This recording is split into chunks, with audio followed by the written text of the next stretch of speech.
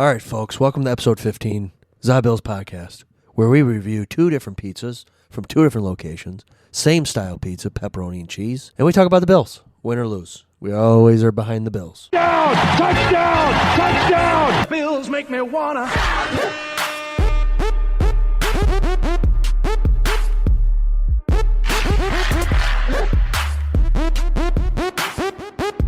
The Bills make me wanna.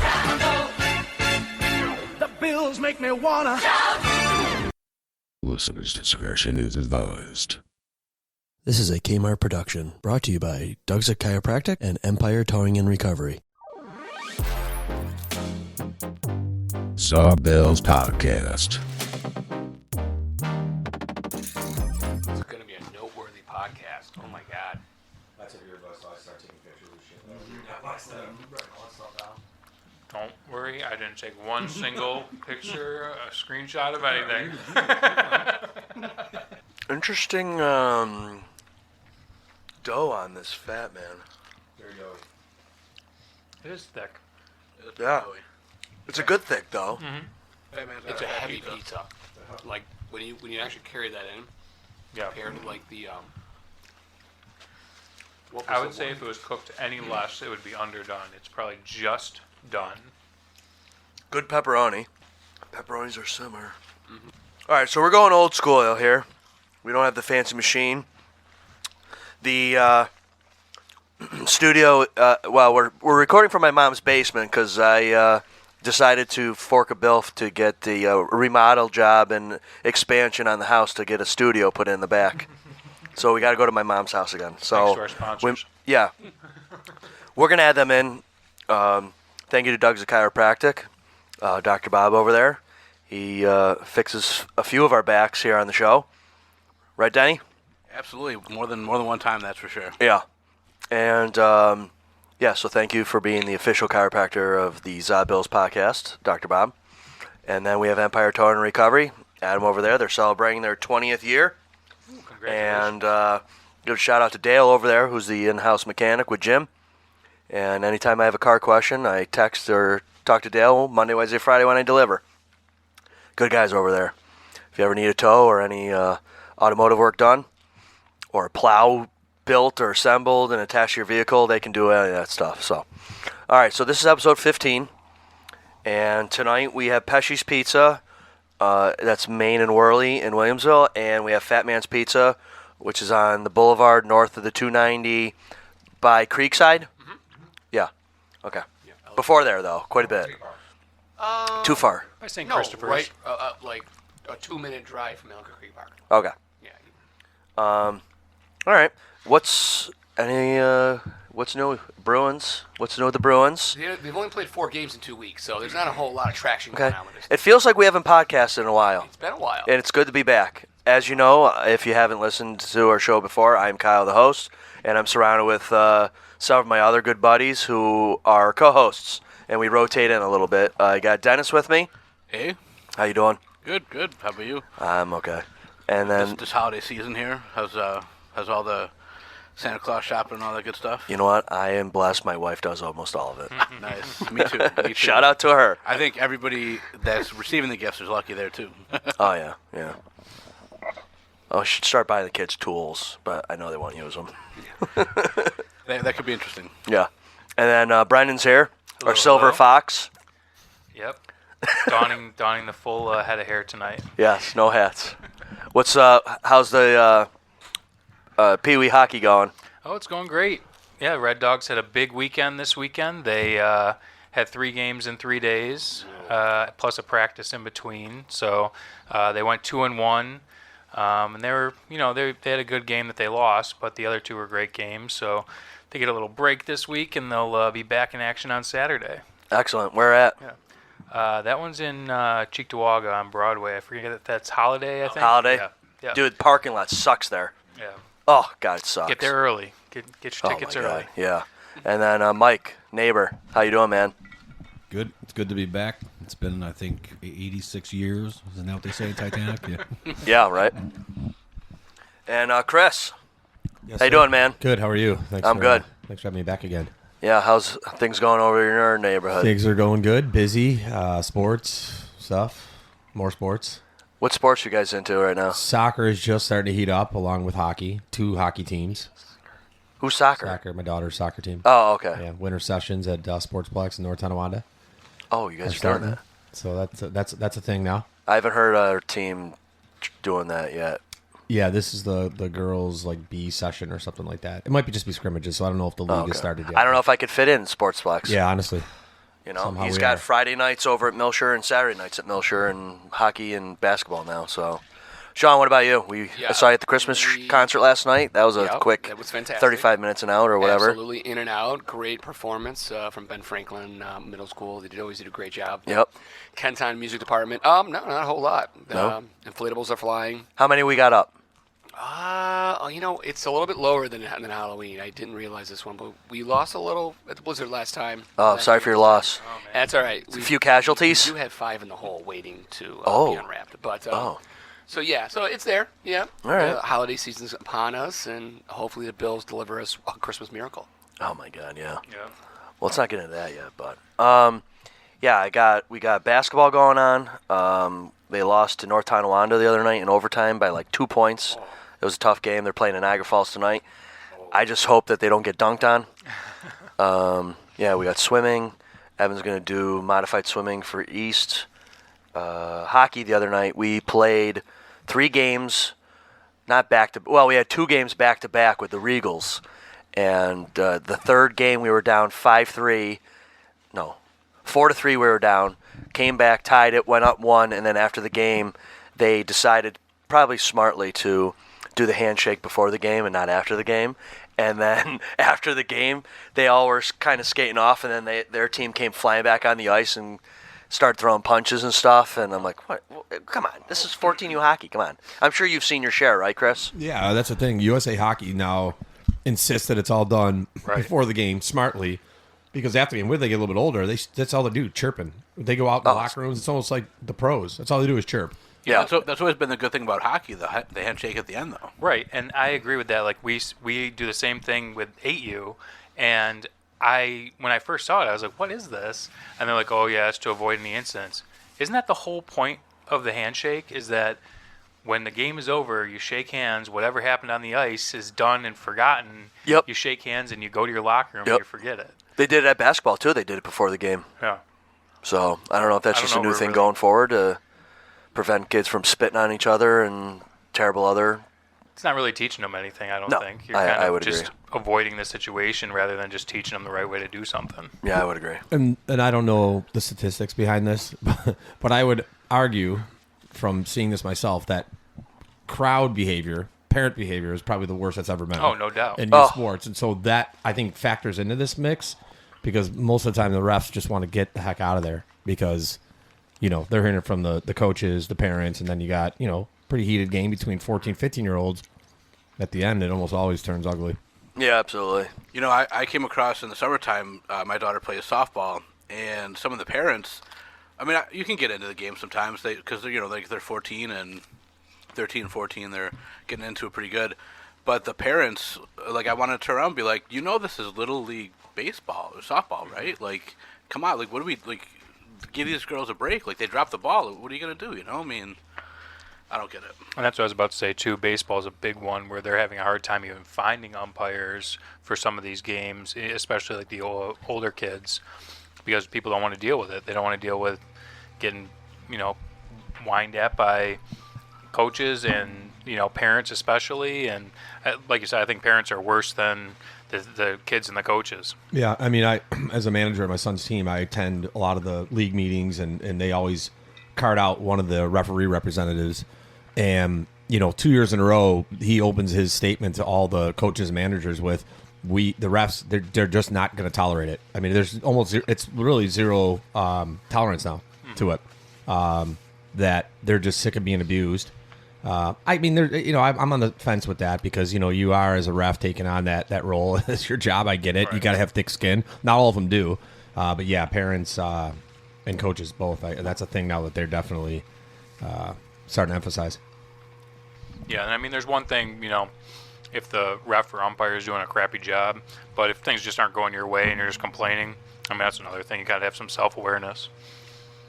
The crowd at the basketball game wasn't too bad, right? No, it wasn't too bad. You had there was a couple guys behind me from NT that were kind of chirping a little bit at the refs and stuff, but I don't really know that much about basketball, and I feel like it's very soccer-esque, where pretty much everyone's looking for a penalty all the time. Yeah. And I was sitting there with my cousin, and I said, basketball is a lot like football in that you could call like a hold on the offensive line almost every single play.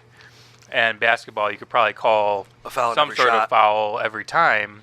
But do you want to play the game or do you want to call fouls? Yeah. So you gotta just let the kids play eventually, especially at that age level. I mean, there's fouls all over the place. You just gotta let them play. I want to give out a shout out to the guy that was at that game the other night that had Dolphins attire from head to toe on. Oh yeah. I'm like, what are you doing? That's worse than this guy next to me to my right wearing Boston. Are you double tiered with Boston? No. Just that nice little fleece thing? Yeah. No t-shirt under there? Well, yeah, not Bruce t-shirt. I feel like if there was both, it would be grounds for removal. One is acceptable. It's probably a Sabre shirt underneath. It's red. Now it's green.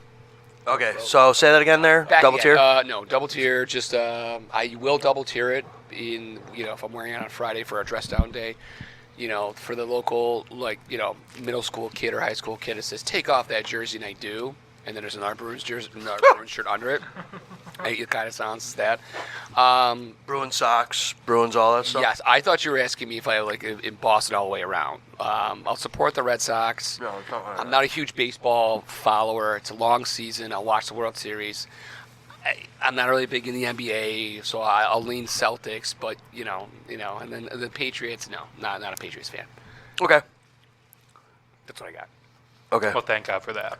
Yeah. This is a I don't Buffalo, know, man. This is a Buffalo my podcast. hair might not be gray; it'd be jet black. It might be floating on air if I had 6 Super Bowl victories. Speaking of Jet Black, I appreciate that comment you threw me from the bottom Dude, pit yesterday. I looked up and it was Kyle, and I'm like, dude, I think he dyed his beard completely black. Nope. I'm like, Nope. it's Lighting. supposed to have been the lighting. Yeah. It was. Yep. Yeah. And you're about 100 yards away. I was. I So. saved you a whole row, and you were like, now I'm on the balcony. I was there before you, and then I went up top. And noticed you didn't save me a whole row. I called you, and I said, hey. And I called you text back you. and never answered the phone. Ay, I know. These phones, I'll tell you what. Tough life. All right. Yeah. No, we're good. Yeah, it's a little bit of recoaching and relearning with the. Yeah. Okay.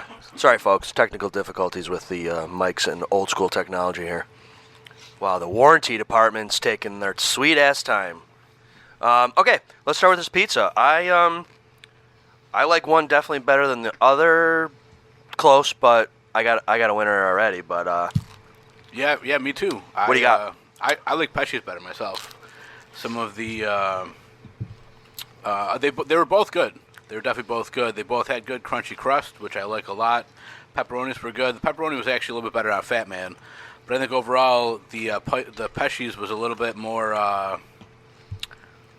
not spicy, but more like tasteful. It kind of woke you up a little bit. was that oregano or Italian seasoning Yeah, on oregano, the cheese? yep. Yeah, it was a nice touch. Yeah, it was good. Whereas Fatman's like the crust was a little too fat, I guess, for lack of a better term. And So it's not just a clever name. Yeah, it's not just a clever name. Maybe that's why they're called Fat Man. I don't know. I don't know. Or you leave feeling like a fat man. Right. Could be. Yeah. That's how I leave most places. Right. Heavy pizzas. This is not one of those like medium-sized light ones where it's like a feather. Both were pretty stout pizzas. You're gonna get filled up on both of them. I agree. These might be some of the closest, best pizzas we've had. Go 1 and 2. There's not a lot. Whoa. 1 and 2 for the season? No. Oh, Just okay. like Together. really solid pizzas. Like, Yeah. I mean, really coin toss, flip from one or the other. I think it comes down to the sweet sauce. Yeah. If you're a fan of sweet sauce, like I am, but Pesci's did everything possible. Their pepperonis were on par. Their cheese was slightly better. I can be seduced by oregano. I don't know why, but same thing with Matina's. They have that there. I don't know why that makes a pizza, but I like the sweet sauce. So I'm kind of partial to that. I got to go with Fat Man for this one. Hometown favorite, huh? Not Little hometown. bias? Not hometown. There's not a lot of places that have like legit sweet sauce. Here, let me try some real quick. So I mean, I think of all the things that whether it's pepperoni or whatever, sweet sauce is what can sell me, what can push it over the top. I will say that this is my first time at Pesci's today, and I was impressed with how it looked. It was very Bills all over the place, and the Zubas were flying high and all that. The box is blue. I thought that was pretty cool. And, little things matter sometimes. Yeah, I would say, for me, like Sean said, these are two great pizzas. Very different, though. I would say that the only thing that I thought was similar, I thought the pepperonis were almost identical. I thought when I tried one each just with no pizza, just the pepperonis, both great cup and char pepperonis. Tasted very similar. Maybe one was a little bit more spicy than the other one, but both pretty good. Great cooks on both of them. Great looking pies, both of them. Just a little different. I thought that the Pesci sauce, was a little bit more herbal. As we said, there was definitely with the seasonings on there. Not as sweet as the Fat Man's, which I'm a sweet sauce guy as well. And I also like there's a little bit more cheese on the Fat Man's too. So, I had this at my buddy's house the other day, a different style of Fat Man's, but I had mentioned to him, I said, I hear good things about this Fat Man's place. One of my coworkers, shout out Lauren, had pointed me towards Fat Man's, and she said, they like to go there. And I said, that's my buddy, because he was asking me, where should I get pizza? And he lives over there. I said, I hear Fat Man's really good. He goes, yeah, I've been in there before, and I don't know if it's the name or what, but there was two huge dudes making pizza in there last time I was in there, so maybe that's where they get the name. But I would hate to disappoint them, and I picked Fat Man's as well, I think.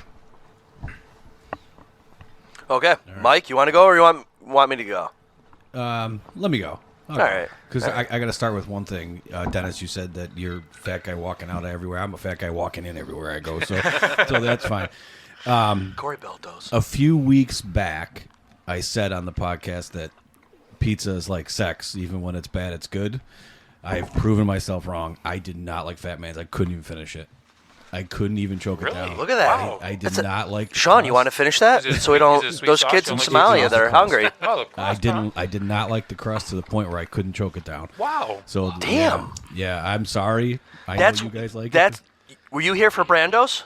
I was not here for Brando's. Are you sure? I think we were. Was I? It was a $16. Oh yeah. I was here for that one. That's worse than that one. I for whatever reason it tastes. I feel like I'm chewing, and I don't mean like chewing. I mean it's chewy, almost like I'm chewing gum while I'm eating it, kind of thing. Oh, see, I'm gonna Have you had La Haciendas before?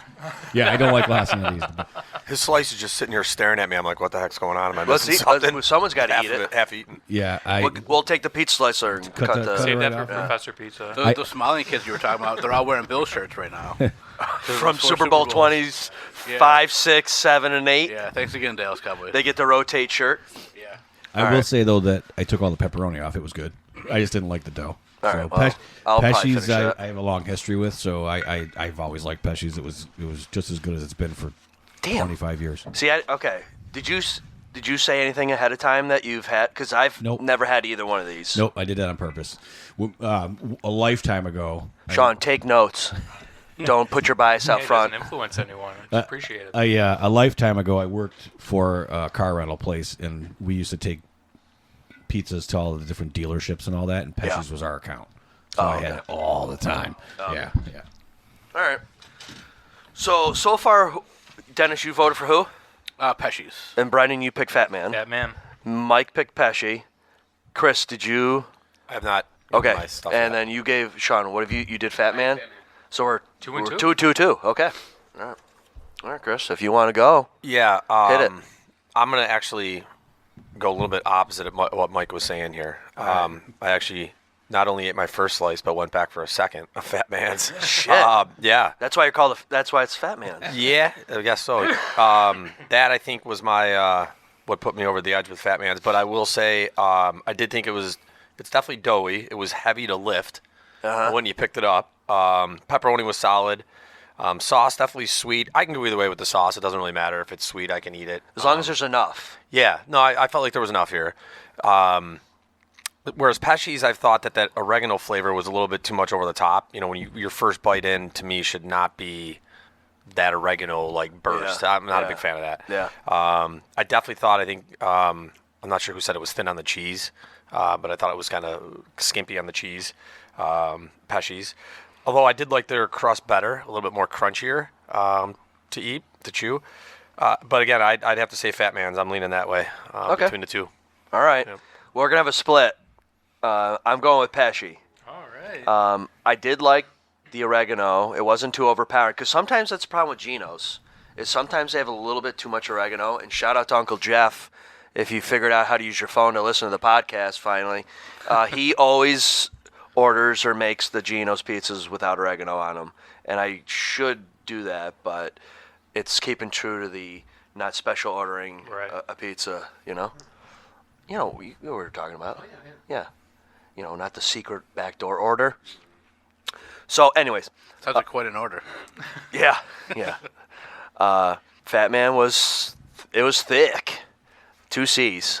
It was good, though. It was really sweet. That's probably the sweetest sauce we've had, right? I would think. so. I would say so, yeah. Yeah. So, Pesci was sweet, but not as sweet. I like the oregano. Both pizzas had great cup and char on the pepperoni. I think that was the first. Is that the first time somebody said cup and char tonight? I think so. No, I dropped might it. be. Sorry, bud. Oh, sorry. Okay, thank you. Definitely Fat Man had more topping on it. Cheese, you know, more sauce and stuff like that. But, yeah, I like the Pesci. What are you guys drinking down here tonight? Yes. We got 3 bottles yeah, going 3 down different here bottles. tonight. I like, Okay, so we got different brands. Or if you count Chris's bottle. What's well, we'll get to him after your 3. Chris has a vintage Captain Morgan. Oh. I brought in I.W. Harper 15 year that I was given as a gift for my birthday. I've never had it before last night. I tried it for the first time, and I enjoyed it. So I texted him and said, I have a treat I'm bringing. All right. And I brought it. And Brendon, do you like it? I just poured it. I haven't even taken a Okay. sip yet. All right. So, but Have then have you smelled any notes? let's see here. Live. It smells like bourbon. Yeah, it does smell like bourbon whiskey for sure. Okay. Well, It smells tasty. if it looks oh my god. Looks like a duck, quacks like a duck. Yeah. Speaking of ducks, why do ducks have feathers? I don't know why. To hide their butt quack. Wow. This dad jokes. Yeah, I heard that a joke on a YouTube today about these 2 brothers that work at David Chevrolet or something. They were like, "Oh yeah, we sell cars and tell jokes," and that was one of their jokes. So I don't know. Anyways, Hopefully they sell a lot of cars. yeah, because the jokes are. Okay, so what else you got down there? You got your vintage Harper, and what are the other 2? And then we got so we got 2 ends of the spectrum here. We got a local place, Tommy Rotter, which is down almost like Larkinville area, kind of. Came around here like 9 or 10 years ago. It's bottled somewhere else, but they're distilled somewhere else, but they finish it here. It's pretty good. And then we have Nika coffee grain whiskey, which is from Japan, actually. So a Japanese whiskey. Oh. So Have all the other I really like whiskeys, bourbons been USA made so far? Is this the first foreigner on the it. show? I think so. Yep. Yeah, I think so. Oh. So it's actually quite nice. Oh. Is there a hint of rice? I don't think so. Okay. He is just dad joke king today. Okay, Chris, what are you drinking? I have a vintage 2023 Captain Morgan. Oh, that's the best. Yeah, Captain and Diets right now. That is the best. I am drinking something that Alicia got from Trader Joe's. It's called a triple brew ginger beer or something. It's pretty. It's got a lot of bite to it. It's for those who are from the area, it's Werner-esque. Oh, nice. Yeah. So. Is it one that actually has alcohol in it or no? No. You kidding me? It's me. Come on. Come on. Anyways, I might try that Japanese bourbon though. We'll see. You're welcome to it. Maybe I'll pour. Hey, I see you got ginger ale down there. What did you pour in the ginger? Nothing. I brought the ginger ale for the pizza. Oh, okay. To wash that fat man down. Bourbon. Well, yeah. I had to get that fat man taste on it. No, I'm just Oh, jeez. Hey, real quick, I want to send this to my daughter. She asked me what we were doing. Okay, selfie time. Okay.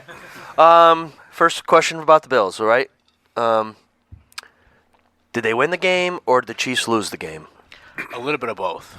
Yes. Swinging my toe here, pal. Let's break it down. I'm going to go and say the Bills won that game. I'm going to say this was a game that was shaping up to be another one where we feel bad for the defense because they do everything humanly possible to get them a W. And the feel-good story is there. The Bills come out with a win. I think it was a great win in Kansas City against a team coming off a loss. I think I get it. But how many times, just this season alone, have we seen the Bills cough up victories? Kansas City's human. Yeah, I think the Bills deserve a lot of credit for going into a tough place and getting a W. I think they earned that one. I agree. I think that a lot of times with the NFL, that's what the whole game is based off of. You have to bet on the other guy, and I think that that we were. Yeah, I think that's a good point. I was thinking it was almost like a tale of two halves for me. The first half I felt great, even going into the half when we squandered an opportunity at the end of the half, which I'll have more comments on later. And then the second half, we just looked like a team that was ready to cough it up, that was just ready to let Kansas City kind of take this game, and we'd be having a sad podcast today. But they did it. I mean, the defense really came through in a place where against Kansas City they really haven't in the past, I thought. I think they made Patrick Mahomes look human. They got to him. They made him throw some incomplete passes. That also may have been on account of his receivers, being nationally recognized as pretty bad. And then everybody knows the story at the end there, that we made him look like a huge crybaby. So I was happy with that. But yeah, well, I'm sure we'll get into it again, but I was definitely not happy with their game management at the end of both halves. I thought it was not very good. Okay. And scary. Yep. Mike or Chris? I think my thought was, I'm torn on this thought, and I know it's not a fair assessment because it's an entire game, but when you look back at these one-score games that we've lost, it always seemed like the defense collapsed, right? At the end. The defense collapsed. You can go through them. We were winning this game with 1 minute left, win this game with 3 minutes left, and the defense always collapsed. But for that play, the Kelsey lateral that was called back on a technicality, they did come through. They really did, and they stopped them, like you said. And I mean, we forced them to. How many times is it us on fourth down? We have to get this. We have to get this. And they were, we have to get this, and they didn't. And it felt good to be on that side of it. I had a conference call the next day for work, and the guy leading it was from Kansas City and knew I was from Buffalo, called me out on the conference call. I go, hey, I'm taking this one. You just, because how many times do we lose those, right? Right. Yeah. Yeah, I think, when you watch these games, if you don't watch all of them, these games happen every week in the NFL where a team has something to just complain about, right? But I give the Bills credit for, they're tied with Mahomes in Kansas City 17-7, or 17-17 rather, late in the fourth quarter. And that to me is a victory. I mean, Kansas City in the past has put up points on that defense. This is a banged up defense. And somehow, they figured it out. So, however we won 20-17, again, you look at these scores around the NFL, and there's always one of those games where a team wins and maybe they shouldn't have because of a bad call. But I'm not even saying that was a bad call. My point is, though, is they got out with a W, and that's it. That's what we can nitpick every game they've played in, like Mike was saying. But they came out with a W, so that's it. Move on. We're on to Dallas. Yep. Like Belichick says. I agree. I listened to the Kelsey podcast this morning, and let me tell you, both brothers are crybabies. Yeah. Their complaint is they didn't really argue that it was a penalty. Their complaint is they claim that if Tony was lined up like that all game long, the ref should have given him a warning ahead of time earlier in the game. They never did, and then they finally call it on that play, and but then Jason was like, well, they kind of did throw that flag immediately. It was right away. Oh, so yeah. that play meant nothing to that side judge. He did his job. He threw his flag up in the air. Well, and honestly, I mean, that's an odd comment for them to make because I didn't notice him lining up offsides all game, and I haven't seen anything online to support that. That, hey, here's a play where he was offsides. Oh, here's a play where he lined up offsides. Here's a play. That's not out there. Haven't seen that anywhere. So I really think that this just, for some reason, he just lined up the way he did. They showed that he did not even check with the line judge, which is what you're supposed to do. You're kind of supposed to say, am I good or whatever, and they'll kind of tell you, which it didn't look like he did. And then I saw the comments from, I don't know if it was the head referee or whatever, was that, they'll kind of help you out, but like this one was just so egregious, there was no way not to throw it, which I have to agree. I mean, when you look at it, I mean, I know I'm a fan from Buffalo, but even if I was on the other side of it, I have to say, like, not an idiot. I can tell that. Even the next day, offsides. Andy Reid said he was offside, and he didn't look. Right. I know in the heat of the moment, Reid was just as mad as Mahomes, but then when he had a chance to look at it, watch the replays, see that he didn't look at the ref to check, what are you going to do? Yeah. If he looks at the ref might back him off. Right. He didn't. In the talking heads the next day on Monday, because they need stuff to talk about. They gave it time, which I guess you probably should. But after that, I felt like by Tuesday it was a dead issue.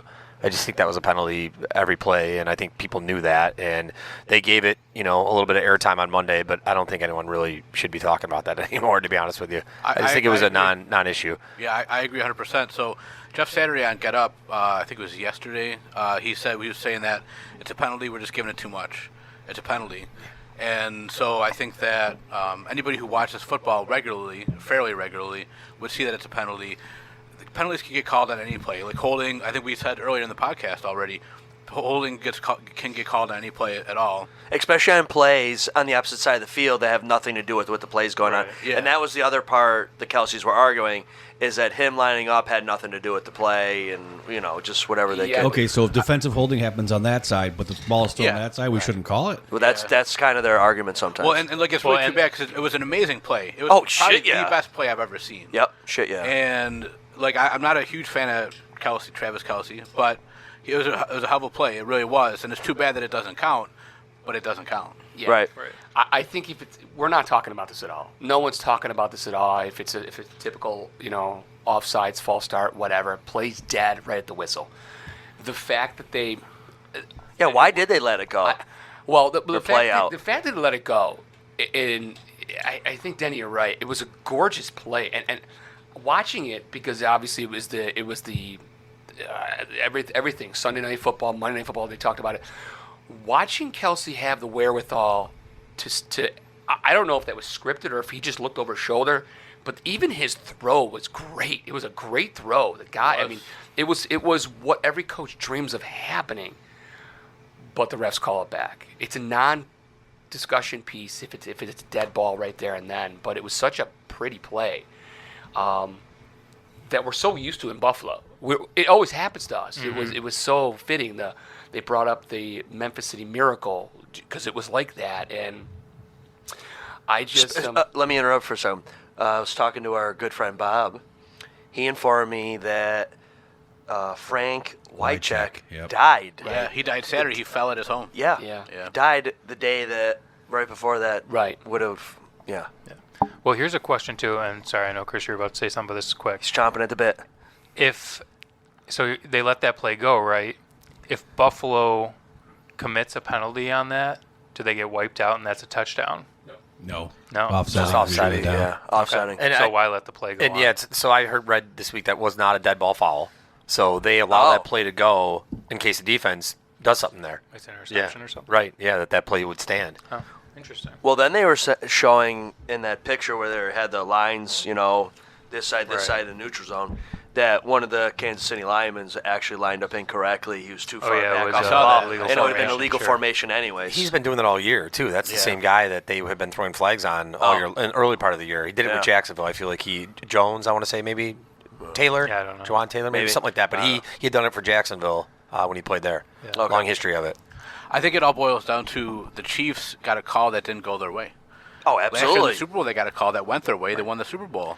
I think Mahomes. I always liked Mahomes, but of course you kind of hate him because he's not our guy, that kind of thing. Sure. Like he's Tom really Brady good, effect. all that stuff. Yeah, but he was such a crybaby Oh, that was a terrible look. Like crying in Josh's you ear. have to do things the right way. Yeah, that's ridiculous. And I think he apologized after, and that's great. But come on. Too bad. I guess how I felt about it was, hey, having 12 men on the field didn't affect that field goal getting missed. It's not like we blocked it or anything. Mm-hmm. Good point. But guess what? That's still a penalty, and they got to re-kick it. And did everybody complain about the refs calling 12 men on the field? No, because it's a penalty. Right. We were like, the Bills are idiots. We were mad because, the Bills were idiots. Exactly. It was still a penalty no matter what. And that's the problem I had, is that these guys had time to think about it post locker room. Mahomes had time to cool off. It's a play where in the moment you're competing, you're upset. I get it. Everyone's been there, done it before. It was the comments post game. Andy Reid, post game, had time to process and think about this one, and they're doubling down. They're still complaining about the call, even though it was blatant. It's a bad look for any organization. I get why Andy was doing it. He's backing his quarterback. He's won 2 Super Bowls, but that's what bothered me, was that they doubled down post game. It was like that shouldn't have been called. No, it's a penalty. Yeah, it's a penalty. And so maybe what might have been happening too, maybe they might have been trying to take the scent off of Tony, because so that way he doesn't get all the blame, and which he's going to get anyway. But at that time, they're kind of taking off him a little bit. They might have done that, but it just seemed like very crybaby-ish to me. Yeah. Well, and I got to say, it was really nice to see some calls go our way in that game. I mean, that one aside, there's a couple of offensive pass interference calls while we were on defense that I was like, oh, here's a flag, here we go. And then there was offensive, and I was like, that stuff never goes our way. Yeah. That was pretty nice. So it almost seemed like a pretty... I mean, from somebody who's always thinking that the calls are going against us, it seems like a pretty evenly called game, I thought. And I have to think, moving forward, that the NFL refs, and I'm not, like I think I said this a couple weeks ago, I'm not a conspiracy theory guy at all. I do absolutely believe there's a narrative that's involved at this point of the season. The NFL has to look at this and say, who are we protecting moving forward? You're looking at a Gardner Minshew, Mitchell Trubisky wild card weekend at 2:00 matchup, which absolutely nobody outside of those two cities will probably watch. I'm busy. Right, exactly. And I really, truly believe that moving forward, I think the Bills are going to start to see those calls. I don't think they got them in the first half of the season. I'm not making excuses for why they lost. I just think you're going to start to see more of that, because I think the NFL probably wants a Josh Allen in the playoffs. Now, there's no guarantee that that's how the calls will go, but there's one example of it, in my opinion, that they got calls in that game. And we'll see what happens this week against Dallas, but I feel like the Bills will have an edge. They'll have an advantage now, because I really believe the NFL, it's a story at this point of the season to get the Bills, into the playoffs. I think that's a story. That's true, and I mean, these two games are against two teams that are going to be in the playoffs, almost regardless. I mean, Kansas City would have to lose out to possibly miss on the playoffs, and I don't even know if they will if they lose out. But the Cowboys are definitely in. The Chiefs are most likely in, and then you go against the Chargers. Is it the Chargers that's after that? They're struggling bad. Well, their quarterback's out. Yeah, he's out for the year. Chris, your theories every week. Yeah, the flies drop. I got to jump back in, Sean. I really... Another quarterback bites the dust. I really mean that. I think the Bills, suffered greatly from those catastrophic losses early on, and it took them a long time to rebound. Other teams did not have those, and they were kind of cruising along. And then all of a sudden, it starts to pile up. It's 17 games of an NFL season, car accident game after car accident game. And, I thought maybe down the stretch the Bills might benefit, for once. And I think that might be happening. Well, I heard that Jones from the defense might come back. Maybe not this week. Daquan? Next week. Really? Yeah, they've got him practicing. They've got him on a yellow light, they called it. Yeah, He's not quite green lit yet. Yeah, so maybe not trust this week, the but next process. week. Yep. And to confirm Chris's prophecy, Monday night, Tyreek Hill goes down, blatant miscall, cowboy collar. I don't know why they didn't see that. He sat out for almost 2.5 quarters, and they did not look right, and they ended up losing that game. And the narrative was that team is without Tyreek Hill. It's almost like losing Aaron Rodgers. So, I mean, Chris has been spot on, specifically within our division. I mean, it's coming to fruition. I got to give a shout out to Scott, who was on the podcast the day we did the breakfast pizzas. I sat where Mike was with the glasses. He texted me Sunday that he was predicting that Tennessee was going to upset Miami. And I was like, no way. He goes, if there's a losing team that can do it, it's Tennessee. Yeah. Well, I got the text. I didn't see that happening at all, so that was good for him. He called a good one. Shout out to you, Scott. I will tell you this. I was watching that game. Yeah. And when they muffed the punt, and then Miami scored, and then that whatever happened with the Derrick Henry, I almost said Travis Henry, did the Derrick Henry toss, and he dropped it. I shut it off. I didn't look at it. I didn't look at the score. And I woke up in the middle of the night to the text from you that said, well, I think he said Miami just helped Buffalo or something like that. I don't remember what your text said. But I'm like, wait, what? And I had to look up the score. I couldn't believe it. I'm like, there was no time left. They were down by 2 touchdowns. I had the same thing. I went to bed at the start of the fourth quarter, and it was close. I missed the whole Miami 2 scores, and they're up 14. I was oblivious to that one. And just before I went to bed, I went back and I looked and I saw 28-27 with a minute left. I scrambled. I got right back on the game, watched the last minute, and it was like, here it is. Here's the opportunity we have now. Not Miami's going to fold, but my God, look at their schedule. Yeah. I mean, the murderous road they have to finish the year. I mean, if we could get either a Miami loss against the Titans or the Jets, the door was going to be open a little bit. We just got that. It was a great weekend. It was a great weekend for the Buffalo Bills. The Dolphins haven't faced a ton of adversity either. That's their center is now out for the year. I think that's a huge loss that people won't say much about. He's good. But now you have, the center of their offensive line that's going to have a huge hole. And I think Tua, as we all know and have seen, he is a timing type quarterback. And I think with the remaining schedule that the Dolphins have, I think it's going to be really tough for them. I think their adversity that has not happened starts to set in. I think it's happening right now, actually. They haven't beaten a good team.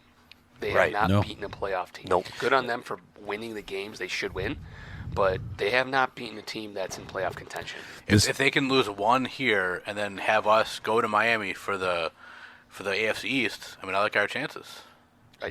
Absolutely. Yeah. I don't know if you saw what Cam Newton said this week about Tua and about Brock That guy's Purdy. still alive? Yeah. Oh. It was Tua. He said Tua, Brock Purdy, Dak Prescott, and there was a fourth one. I don't remember who the fourth one was, but he said they're all game managers. None of them should be in the elite conversation.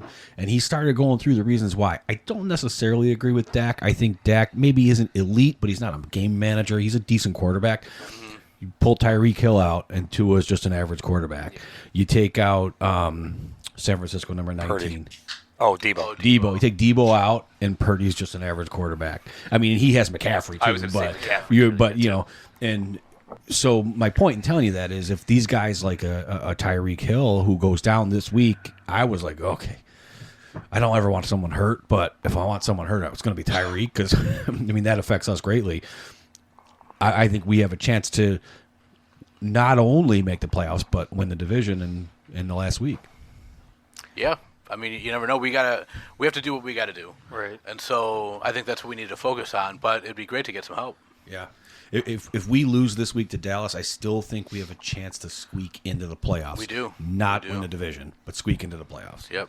Right. I think we talked about it, every week leading up to this week, is that really our route to the playoffs right now is a wild card. And after the Miami loss and them looking a little bit human, maybe the division's still in play, but still, you got to win out for that. I don't think you win the division by losing any more games. And this week's going to be our toughest one. Could you imagine if that happens to the Dolphins? Which I actually I'm going to be down on them big time. I could see the Dolphins losing 2, maybe 3 more games. I really think that's a possibility. They have Baltimore, Dallas, and the Bills.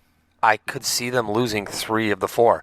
And I'm not willing to throw out the Jets either. I truly believe that they might hit a speed bump. They have not had a speed bump yet all year where they're down and they're coming to the locker room and they're not sure what's going on. That could be happening. I could honestly see the Dolphins starting to really unravel. Yeah, absolutely. Especially with that injury up front like that. So if you think they're going to unravel, the Bills have a shot. They do. At They the do. division. They do. So they have 5 games. They have the Titans, Jets, Cowboys, Ravens, us. 4. Oh, right. The Titans game's over. I'm sorry. So they have 4 games. We have 4. Okay, so we're 2 games back, right? Well, 1.5 technically because of the tiebreaker. No, because we beat You're them. counting. We're counting them. Us beating them in Okay. in the last game of the season. So they essentially have to go 2-2, and then we have to go 4-0 to clean sweep the division, right? Am I wrong? I don't know. No, They said it sounds this about right. They said it this morning. Well. Blackout's here. Let's hear how this trip went. Do you remember it? We need a tiebreak on the pizza as well. Oh, So, yeah. Did you eat, Herb, or what? All right, I moved upstairs. I'll bring it back down. All right, Herb, we're gonna share a mic. All right, welcome Blackout back to the ZaBills Podcast. I hope. And do you remember the name? Did you remember the name this time? Yeah. All right, good. I have to imagine your experience at Kansas City was a hell of a lot better than Philadelphia. All right, spin us the web. Wait, whoa. He doesn't remember either one of them. What's the difference? First off, Kansas City sucks. You know, it's not that cool of a city. Very plain. I felt like I was walking around Amherst. So, you know, get there. It's just, you swipe right on the entire city on Tinder, and then you go from there. That's how you start it. So, no, we had a good time. They were pretty cool. The people were all right. You know, they weren't as cocky as I thought they'd be. I thought the Kansas City fans would be like, we got 2 rings. You guys suck. You know, they were pretty nice. And they were like, during the game, all the Kansas City fans are like, we're going to blow it. I couldn't believe they were like that, but they're all like, we're going to lose this. They didn't trust any of the skill position players, as they shouldn't, other than Kelsey, obviously. No, we had a good time. We got after it after the game.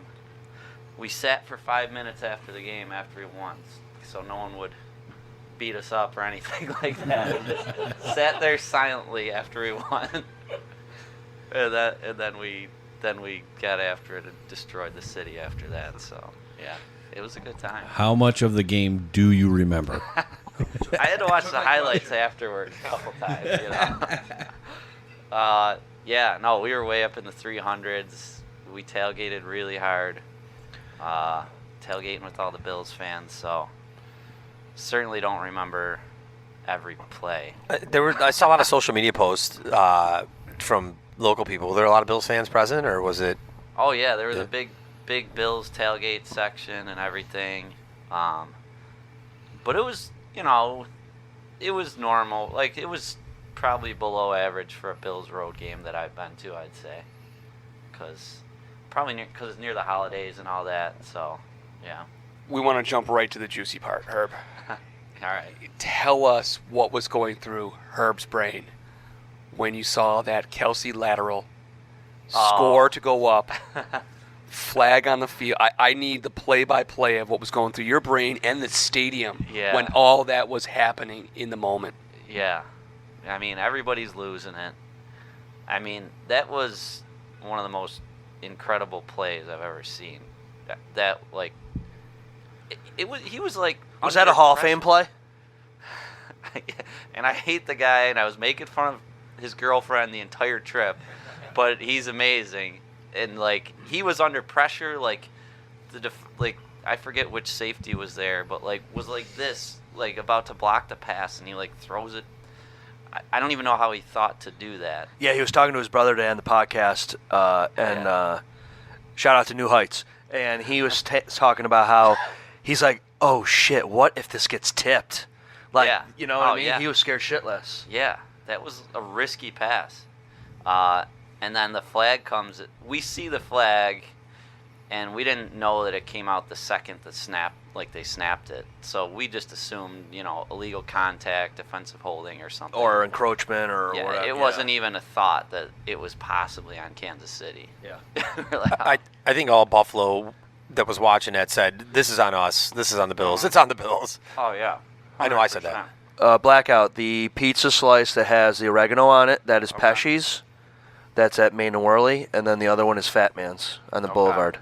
Okay? All right. All right, I'll get a couple bites in, and then I gotta rate yeah, them. yeah. Or what do you guys do? Just say which is. No pressure at all. No. Yeah. Just say which is better. All right. Yeah. And then, you can critique which one you like and why you like it, or what you didn't like about the other. You know. Okay. Did you have any barbecue out there? Okay, so the barbecue's overrated. Oh shit. What is good out there? Nothing. Tacos. Birria tacos. The tacos. Yeah. Oh, birria. Love Yeah. birria tacos. We got after it with the tacos. Yeah.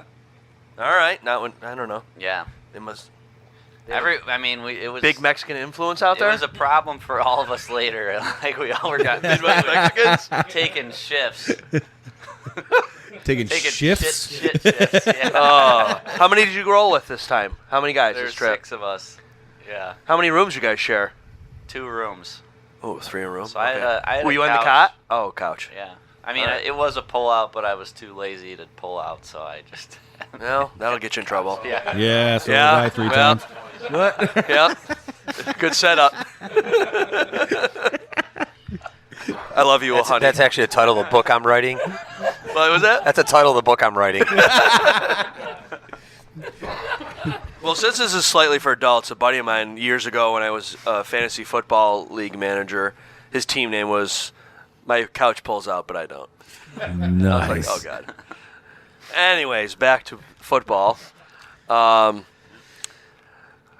enjoyed the first half, right? Bills dominated the first half. Chiefs couldn't score in the first half. Then, they flip-flop a little bit. James Cook, beast. Yeah. Beast. Absolute stud. And That that's was what great. Coming out of the backfield, he's getting like 8 and 10 yards a run. And then what happened? Where'd he Right. go? They stopped Why? using the same second game in a row. Why? That's how Georgia used him. Not only out of the backfield, but on the plays, like in the slot and all that. Why don't we do that more? Why was he getting punished? They talked about that. You Why? know what? It's tough to run. You throw a play. They find themselves 3rd and long. It's tough to call runs when you go 3 and out twice. When you go 3 and out, you're not going to see him on the field, and that was what the Bills were saying. Okay. It wasn't that we intentionally pulled him.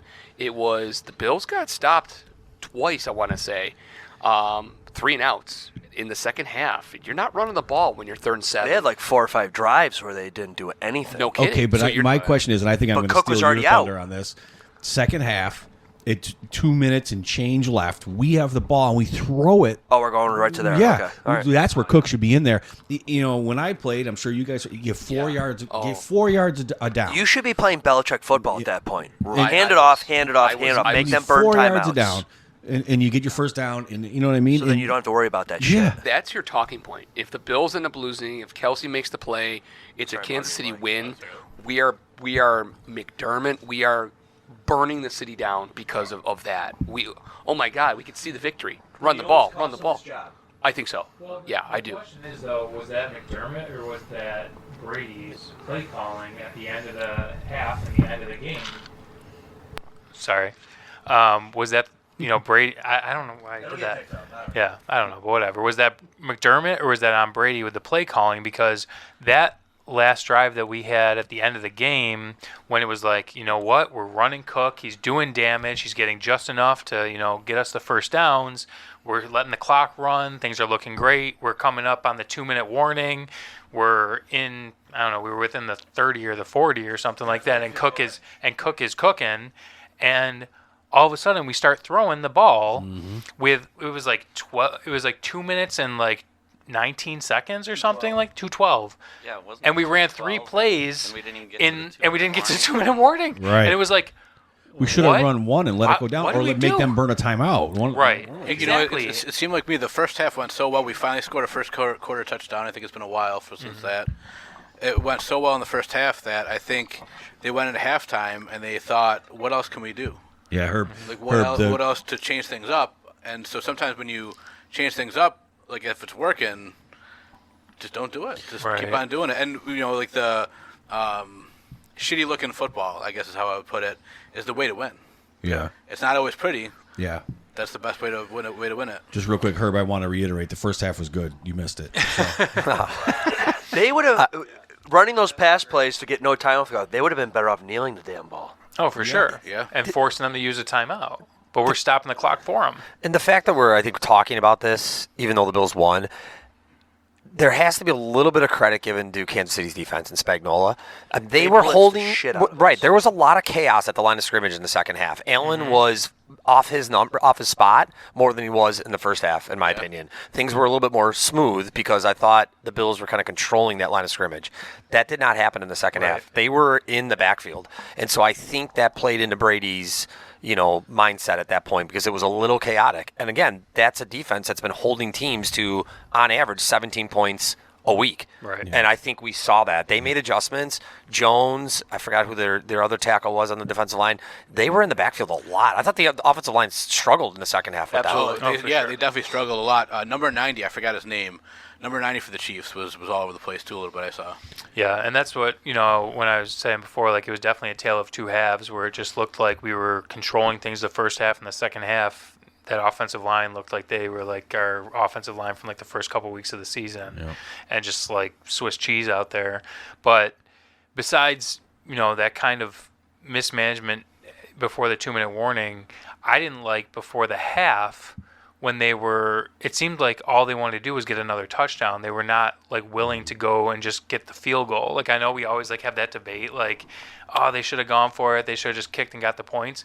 I was almost on the other side of it this week where it was like, why don't you just go for the field goal and get the 3 points, every point counts against Kansas City, and they just seemed like they were going for the touchdown, like Hail Mary, and like not playing to try and get to the field goal line. I think in they know that their half. kicker. I think they know their kicker. That's a 60, 62, 63-yard kick. Freaking T-Bag. I think you're right. I don't think Bass isn't right. I don't think because his like 39, 31 yard or whatever it wasn't great. Barely like, I in. felt like, Yep. So 90 is Charles Amanahu. Yeah, the last name was something crazy. Thanks, Blackout. Yeah. There it is. Yeah. Good pull there, Chris. Yeah. So he knew it over there. He's just sitting over there, not telling you. He knows the guy's name. If going back to that play, if he kicks the field goal and misses it, I think the narrative is he should have thrown it. We had no shot of making it in the first place. We should have at least tried for 7 points, which probably would have been a Dudzik backbreaker right there. You go in the half, I believe they were going to be up 2 scores. We would have got the ball back. We too. were going to get the ball back. I mean, oh my God, that might be the game right there. We were up 14-0, I think. Right. If they were able to come down with a touchdown. They weren't. 14-7. They Yeah. weren't. So you're But about the 12-10. narrative is, I can't believe, take a shot. Bass can't make that. Yeah, I thought. Sorry. Yeah, it's all right. I thought that I liked going for it as opposed to kicking the field goal, which usually I'm the other way around. But I felt like the offense was definitely in the first half they were full of themselves. So I felt like do it, see what happens, and Yeah, and I don't disagree with them on that last play. That was all you could do. I didn't think he was going to kick that field goal, but it just seemed like that whole end of that drive in the last couple plays, they weren't even trying to just get to like the field goal target. Like they were thinking touchdown the entire time, which I guess if you want to be aggressive, that's fine, but it just seemed dumb knowing you're getting the ball back and just get some points up there in the last minute. And I think the Bills were almost timid or scared of the Chiefs. I think with their history, where the Bills get up on them almost every game, and then they end up always folding and losing. Like I think that's why. That at the end of the game, I think they were really trying to do their best to get 7 points because they knew there's enough time on the clock for Mahomes to come down, and God forbid they come down and score, and there's not enough time, and they end up winning in the last seconds. Yeah. So I'm going to push back because they're regular season, not the same thing as playoffs. They have a winning record against Mahomes. have they lost to Chiefs and Mahomes in the regular season yet? Yes, in Buffalo. Yeah, they've won the last 3, including this week. Right. So I mean, they actually have a winning record in Kansas City against Mahomes. I didn't think they were timid. I think they played a smart game for the most part. But go ahead. No, you finish. No, I mean, so I don't think they were cautious. I really don't. I think this is one of the first games in a long time where the mentality was go for the jugular, go for the punch, go for the knockout. Our season is on the line. The Bills reflected that game, and they stuck with it in the trenches. First half, second half, offense, defense. I mean, they were full value. I don't think they were intimidated. Who do I bitch slap for all those wide receiver screen calls? It would be Mr. Brady. Garbage. Got to stop it. Why would you run that play 7 times or 8 times or 9 times? I'd like to answer that. They were listening to the ZaBills podcast from week 2, week 3, when we were saying, "Hey, we need more screen passes." You know what though? I mean, Diggs does not have Dudzik. They're back. Tell you what, dude. Two things there. Number one, the defense they were facing. The second thing though is that they set that up the whole game, and there was a play. I want to say it was in the fourth quarter. Bills were driving, and they faked that. They faked the wide receiver screen. I think Allen threw it to maybe Kincaid on the sideline, went over his head. But Gabe Davis, if you saw that, was streaking down the sideline wide open. And that was on Allen, 100%. Like, Allen missed him again. Well, the dude was about to go on his back for the 20th time, so I understand when he didn't have time to check. He had time, I felt like, there. Like, that was open right off the bat. Like, they were playing that wide receiver screen that the Bills had set up 5 times, ineffectively. It worked with the Cook touchdown. Yeah, that was the same play, right? It was the same thing. And Diggs, if he catches that on the right before the 2-minute warning, he would have had some room to go. That was totally Diggs' fault. I hated that they kept calling it, but they needed first of all, they needed to stop calling it so much, but that one time it was actually going to work. I feel like we need to have a Diggs discussion at some point too. We're going to talk about Diggs. Yeah, and my boy Davis, who was another non-factor again, but did they run 12-man? Because Knox was back, it seemed like it was just Kincaid, Knox, Kincaid, Cook. The wide receivers didn't play too much in this game. They didn't play a factor. Do you think they went back to that 12-man offense that we hated for the first couple games? I mean, Knox and Cook had the most yards of any receiver, 1 and 2. That is what frustrated me a little bit.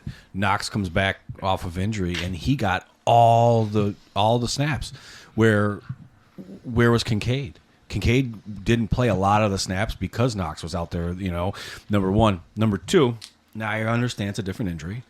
And before he beat the crap out of his girlfriend, he was one of my favorite players. But Knox comes back and is a factor immediately. And where's Miller been? Miller... Allegedly, by the way. Well, he hasn't been anywhere the whole season. I looked at my wife, and I don't even remember what play it was, but for... something. I think maybe Mahomes finally or just barely got it off. He would have had a sack. He almost had two of them, almost. Yeah. So my thought is, you said before Daquan Jones may come back. Maybe if Miller is finally getting over that hump a little bit, maybe. And you saw it with the Rams a couple years ago. Started off like garbage, won the Super Bowl because they got hot at the right time and beat the teams at the right time. Yeah. Miller, I thought that was the first game Miller was somewhat visible.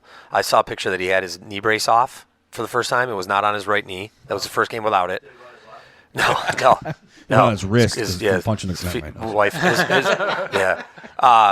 But there were a couple of plays you wouldn't have noticed where I thought he did kind of a bull rush, where he had the offensive tackle in a spot where he was then interfering with the guard, and things kind of blew up in the middle. Miller didn't get credit for a sack or anything like that, but I felt like that was the first time that had happened where he disrupted, what the linemen were trying to do. And I kept saying to my wife when we were watching, I'm like, watch Miller.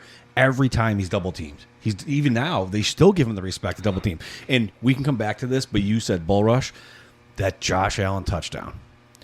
I saw the best tweet about that. It said, you may have the tush push or the brotherly shove, we have the stampede. Because the whole team friggin' carried him. That was 5 yards. From it was like the 7-yard line. Yeah. It was crazy. Yeah. And good on the refs for not blowing it down. Right. Sure. That could have been, motion was moving. That could have been another factor there because you know what, it wasn't really a big play, but when Josh Allen broke away, got away, but they called him down. Right. Where they took the loss. You could have made an argument. It was in that last drive from Kansas City. We had Mahomes. We had him. You should have applied the same. Oh, the one where he was sacked and then he threw the ball. It off. It's incomplete. They don't lose, right? So good on the. You talking about the one where he threw the 27-yard pass to Kelsey to extend another drive? No, it was incomplete, but he didn't take the sack. He didn't take the sack. Yeah, he was basically falling down. Yeah. And I'm like, it should have been called like it was called on Allen, even though Allen was on his feet. But besides the point, I was glad that and that was at least a good 6-7 yard push. I mean, all the way in the end zone. Right. Yeah, Von Miller definitely looks like he's coming back. So I guess look out. Yeah. I mean, I think he looked pretty good. It's all that trouble must have done good for him. As long as he doesn't have the same fate as Trey, because Trey took how long to get back? Was finally like okay, and then he's out. And hopefully we won't have that same. This could be the last time you see that tush push. Yeah, I've seen that. I think they're coming down hard on that play soon. Mid-season? It might. I don't know. It's a football play. I think they'll wait till after the year, but it's tough to say. It's not like every team is just nailing it every time. Like the Eagles are just on another level with that play. Right. And, credit to them. They got an offensive line that's fantastic and pushes people around. It's football. It's the combination of Kelsey and Hurts. Who bitches when you can defend it? Yeah, stop me. Right. Like that's it. Like this is football at its like basic like level. Herb. Yeah. Can I make my pizza judgment here? Oh, please do. Please break the Is that what you're gonna tiebreaker. ask? Yeah, That's what I was going for, Blackout. I gotta go with which was the oregano one? Pesci's. Yeah, better flavor. It had more. It was more flavorful in my opinion. The other one, I like the thickness of the cheese. Okay. That's kind of a buffalo thing, and I like that a lot. But I like the flavor of the sauce better with the Pesci's. So you're not a sweet sauce guy then? No, I'm more of a not sweet. Yeah. Less sweet. Yeah. I don't know what to call that. I don't know. Sour sauce? I don't know. All right, folks. Tomato Pesci's flavor? 4-3. So far.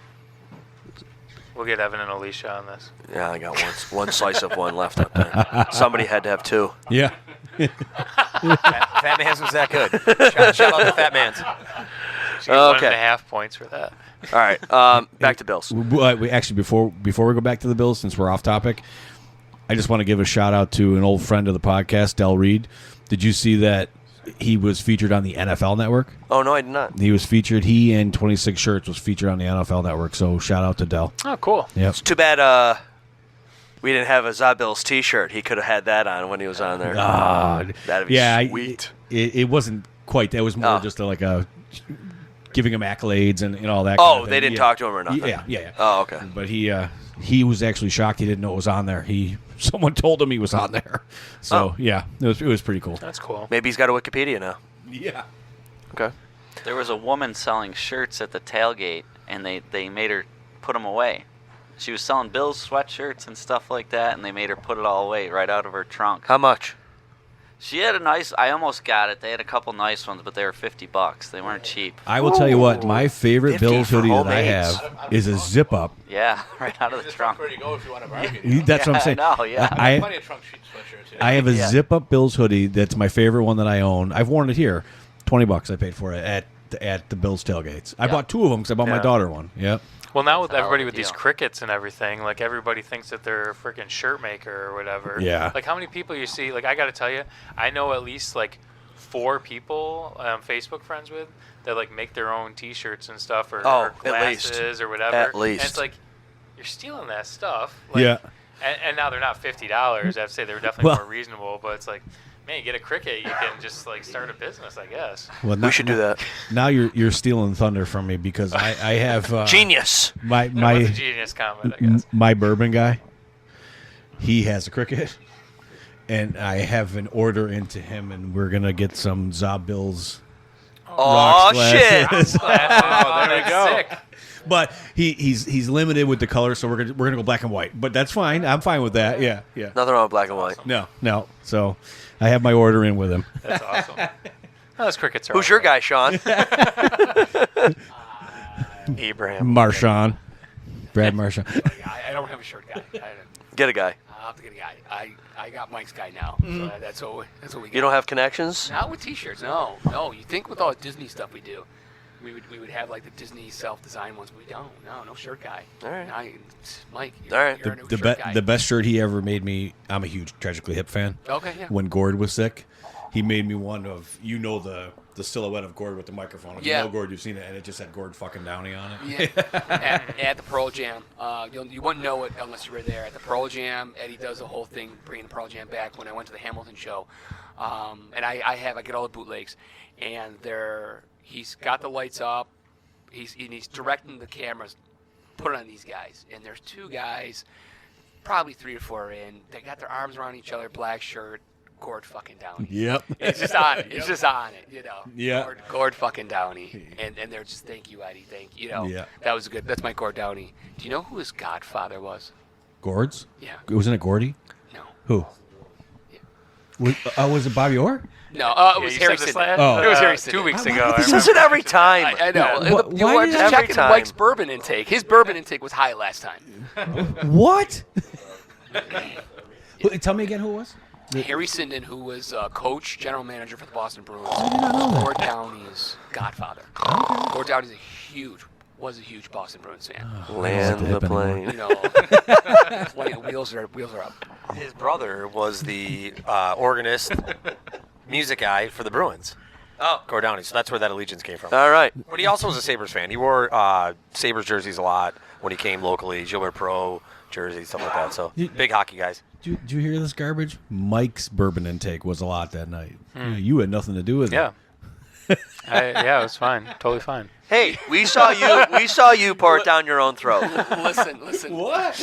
My phone's been blowing up all week with the Pogues. I do one deep dive after that ZaBills cast. Now I've got everything popping on my phone with the Pogues. Oh my God! I went to a party the other night and I got yelled at because I didn't like the Pogues from a guy who was like, "You don't know the Pogues?" You guys He did knew not know what kind of can of worms you were He opening knew up the for guy's hating on name. the He knew his Pogues. wife's name. He knows their background story. I'm Yeah. like, this is too much. I'm not lying. I listened to that part of our own podcast at least 25, 30 times.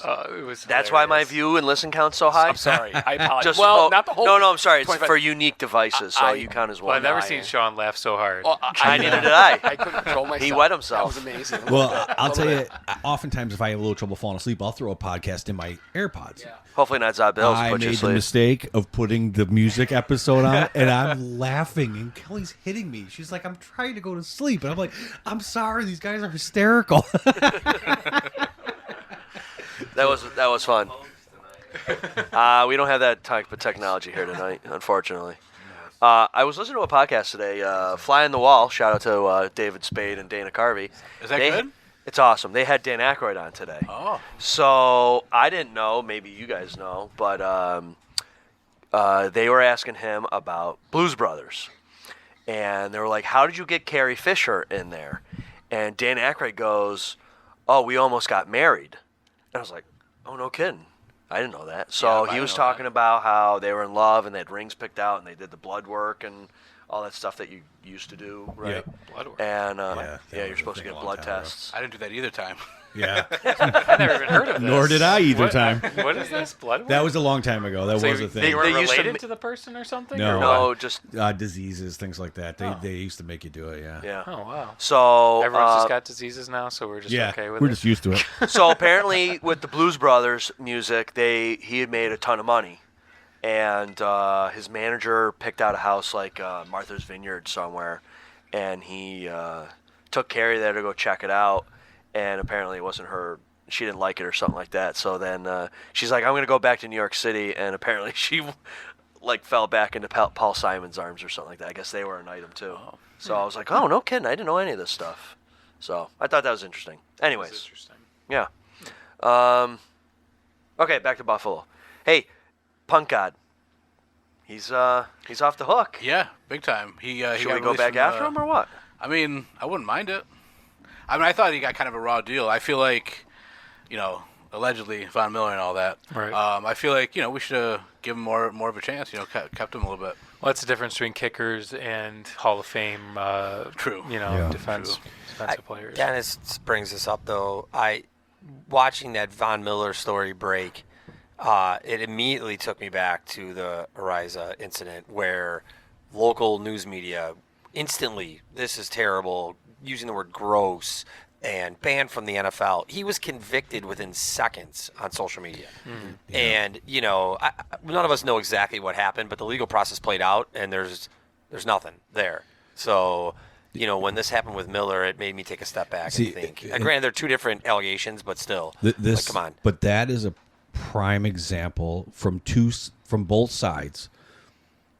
This poor kid is accused and cost him potentially millions of dollars in a career, and for the poor women who are abused and it happens to, people don't believe them. There's two sides to it, all because of this girl. Sure. And it's pretty evident that she did accuse him and he wasn't part of it because of the whole suit thing that just got dropped and all that. She would have, hey, if I got it and I was suing someone, there's zero chance I'm dropping that suit. I'm going after you for everything I can, whether I win or lose.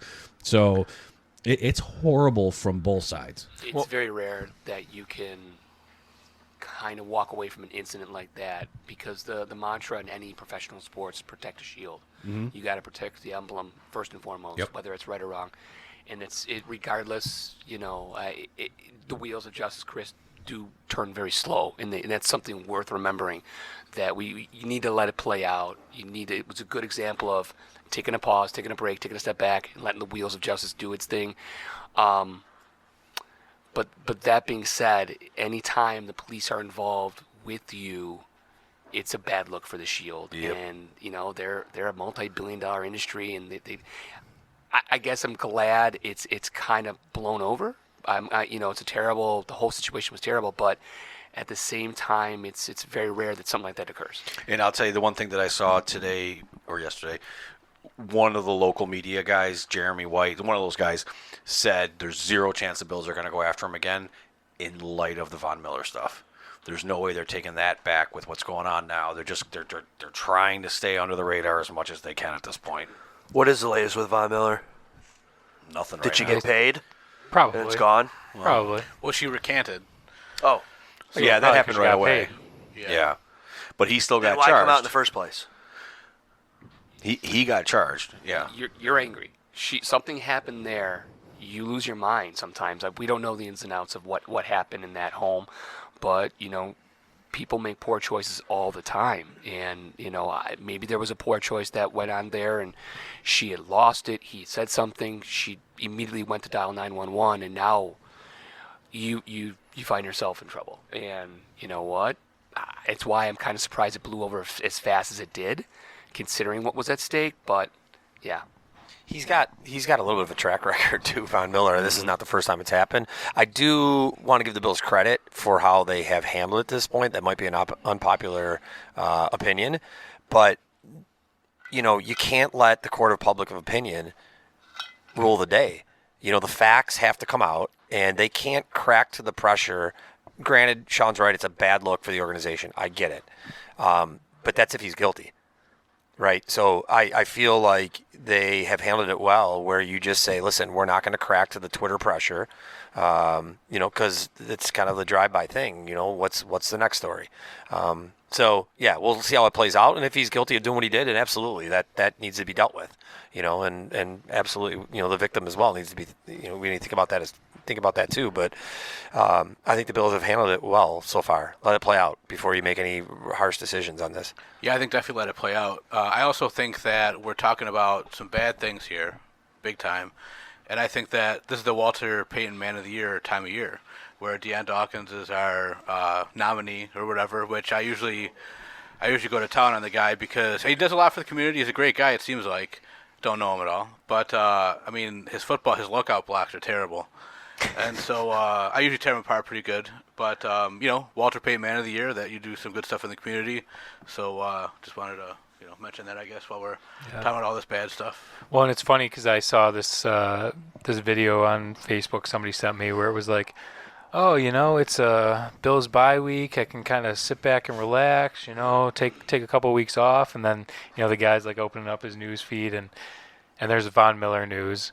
There's, McDermott's 9/11 comments coming back to light. Oh, we didn't and even talk about. Like, oh my gosh! Yeah, I was hoping we would talk about this. I've got him up right now. I saw a lot of good memes this week. A lot of good memes with him and Mahomes and those. Oh, I knew we might transition there, so I'm like, I better refresh myself on what he said and why it was so critical. I mean, but yeah, I mean, it kind of goes back to what we're talking about. People make mistakes.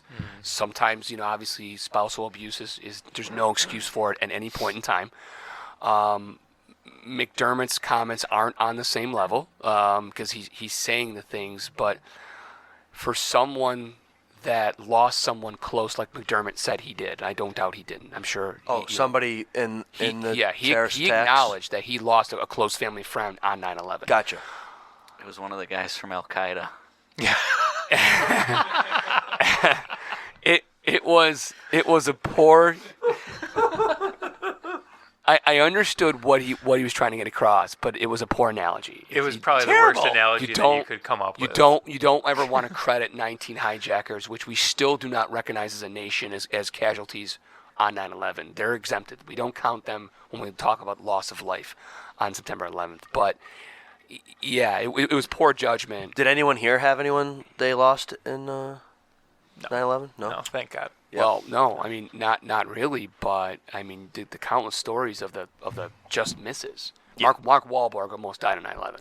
Mark Wahlberg overslept his plane, and he should have been on that plane to California in one of the planes that crashed. Wow. There's a countless stories of people who just missed the plane boarding. So the Family Guy guy. Yeah. Yep. Even our own Bill next door was, I think, he had a close call that same day. Right. He was supposed to be on one of the planes, or was late and then missed, or something. I don't remember. Right. Something like that. There's absolutely nothing funny about that day, but the one funny story that came was the wife who called her husband paranoid, freaking out because towers are coming down. He's like, "No, I'm in my office." He was with his girlfriend. That's a true story? Yeah. Oh, wow. So she lost her husband that day, but in a much different way. Yeah. Yeah, I guess so. All right. What other takeaways is there from this big game? That the offense is kind of rocky, or just because they were playing the Chiefs? Here's the thing I did notice: Bills yet again are a team that can't adjust well. Right, and I was saying in the second half when we were talking about all those drives that kind of stalled out in the second half that we didn't look good. To me, it looked like drought era play calling, where it was run, pass, punt, and you could almost see it coming. Run, get 2 yards. Run, get nothing. Pass, incomplete, punt. Do you think that they were getting in championship formation too early? Like they were just trying to. They're just trying to almost hopefully like they could run the ball. offense? Yeah, prevent offense, like just trying to kill clock, instead of what we thought they were trying to do was being aggressive. But then they didn't do it when they needed to. Correct. Yeah. Yeah. So they failed in both. Which makes you worried going forward in the season when you think, are we hitting our stride when we need to, when we're playing these big teams? And I think that I don't think that anybody is really confident going into next week. No. Did Joe Brady just get out coached in the second half? I think Chris Jones I don't also know. just took over in the second Yeah. half. Like Yeah, he he's a was freak. outrageous. Plus, Every plus play- Mahomes is going to get his. I mean, you're not gonna hold that guy to nothing. It's hard to be critical of that game. I mean, you're playing the Chiefs. Yeah. You come out with a W, you came out with a W. Yeah. We could nitpick the shit out of that game. They've lost 2 in a row They now. don't ask how, Chiefs. they ask how many. Right. And I think moving forward, when you start playing the good teams, if you're playing Baltimore, if you're playing Miami in the playoffs, Well, we got whoever it might Dallas be, right. We got them next. You're gonna have to grind out games. I think we're so spoiled with the ways that the Bills have won over the years. The perfect game against New England in the playoffs. I think those games are probably gone. I just don't think you're seeing 40 to 20 blowouts. You might get one in there where a team comes in totally flat and the Bills light them up. That hasn't happened a lot this year around the NFL. For the most part, outside of Dallas, which we'll talk about in a second. Yeah. But I just think that you're going to see a grind, and I feel like the Bills have tried this 40 to 27 philosophy for 5 years, and it's gotten them nowhere. I think if they are going to win a championship, who knows if it'll be this year, you're going to have to grind. It's going to be things we nitpick, like, yeah, you punted the ball. Yeah, that third quarter you didn't score, but you came out with a 21-17 playoff victory. That's what you're going to have to do. Yep. Josh was running for his life. In the second half. Yeah. I mean, the play to Latavius. Hold. Did you guys talk about the play to Latavius yet? No. Yeah, where he fumbled it. That was one of the greatest throws I feel like Josh has ever made. Good call bringing that one up, Blackout. Yeah. You were waiting And then for that Gabe one. Davis And are we all in couldn't agreement recover that the ball was a after catch? the fumble and it went out of bounds, thankfully. Yeah. Oh, yeah, exactly. At least he kind of knocked it out of bounds. Yeah. At least nobody got it. Yeah. Right. Because we were in the stands waiting for them to overturn that after they overturned the Kelsey one, which was like the same thing pretty much. And Latavius, it looked like he got 3 steps, and then he fumbled. I guess my question back to this running back situation is, why was Latavius more of a presence in the second half than Cook? No idea. Nope. I'd rather make see any Ty sense, Johnson yeah. out there than Latavius Yeah. Murray. If you watch most games, it's running back by committee. I mean, you'll see Yeah, but DeAndre Cook- Swift being there Cook for didn't, 20 plays and then he's how gone. many times did Cook touch the ball in the second half? I thought he tried to run it twice? in that first Well, series. he I was thought running they the ball stuffed like him. crazy on that last drive when we said, why did you stop? I thought the Bills Yeah. tried to run it coming out of the second half. It might have been the first drive, might have been the second drive, and they didn't get much. That's where the defense for the Chiefs started to take over a little bit. So speaking of their defense, do you agree? What other plays would you have liked to have seen instead of this wide receiver screen several times to try to keep the blitz honest? Like, what other plays would have been a better choice than that play? But in the opposite, Chiefs ran that play very well against us.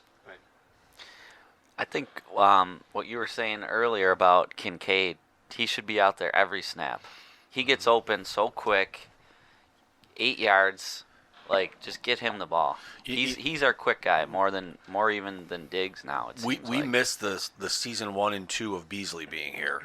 And I don't mean to Beasley where we tried to bring him back and he wasn't the same. But that guy that's in the slot across the middle for 5 yards. He'll get you a third down. We had nothing over the middle at all. And that's where I think they should put Kincaid. Put him in there. You've got Knox as your tight end. Kincaid is versatile. Use him as your slot receiver. Yeah, he should never come off the field. With the exception of the Hardy play. That was a 27-yard pass. Yeah. He kind of comes right across the middle. That's kind of what you're talking about right there. Well, but I mean even the short 5 yards. The blitz is coming. Get rid of the ball. Hit him with 5 yards. And I think Kincaid's your guy. Yeah.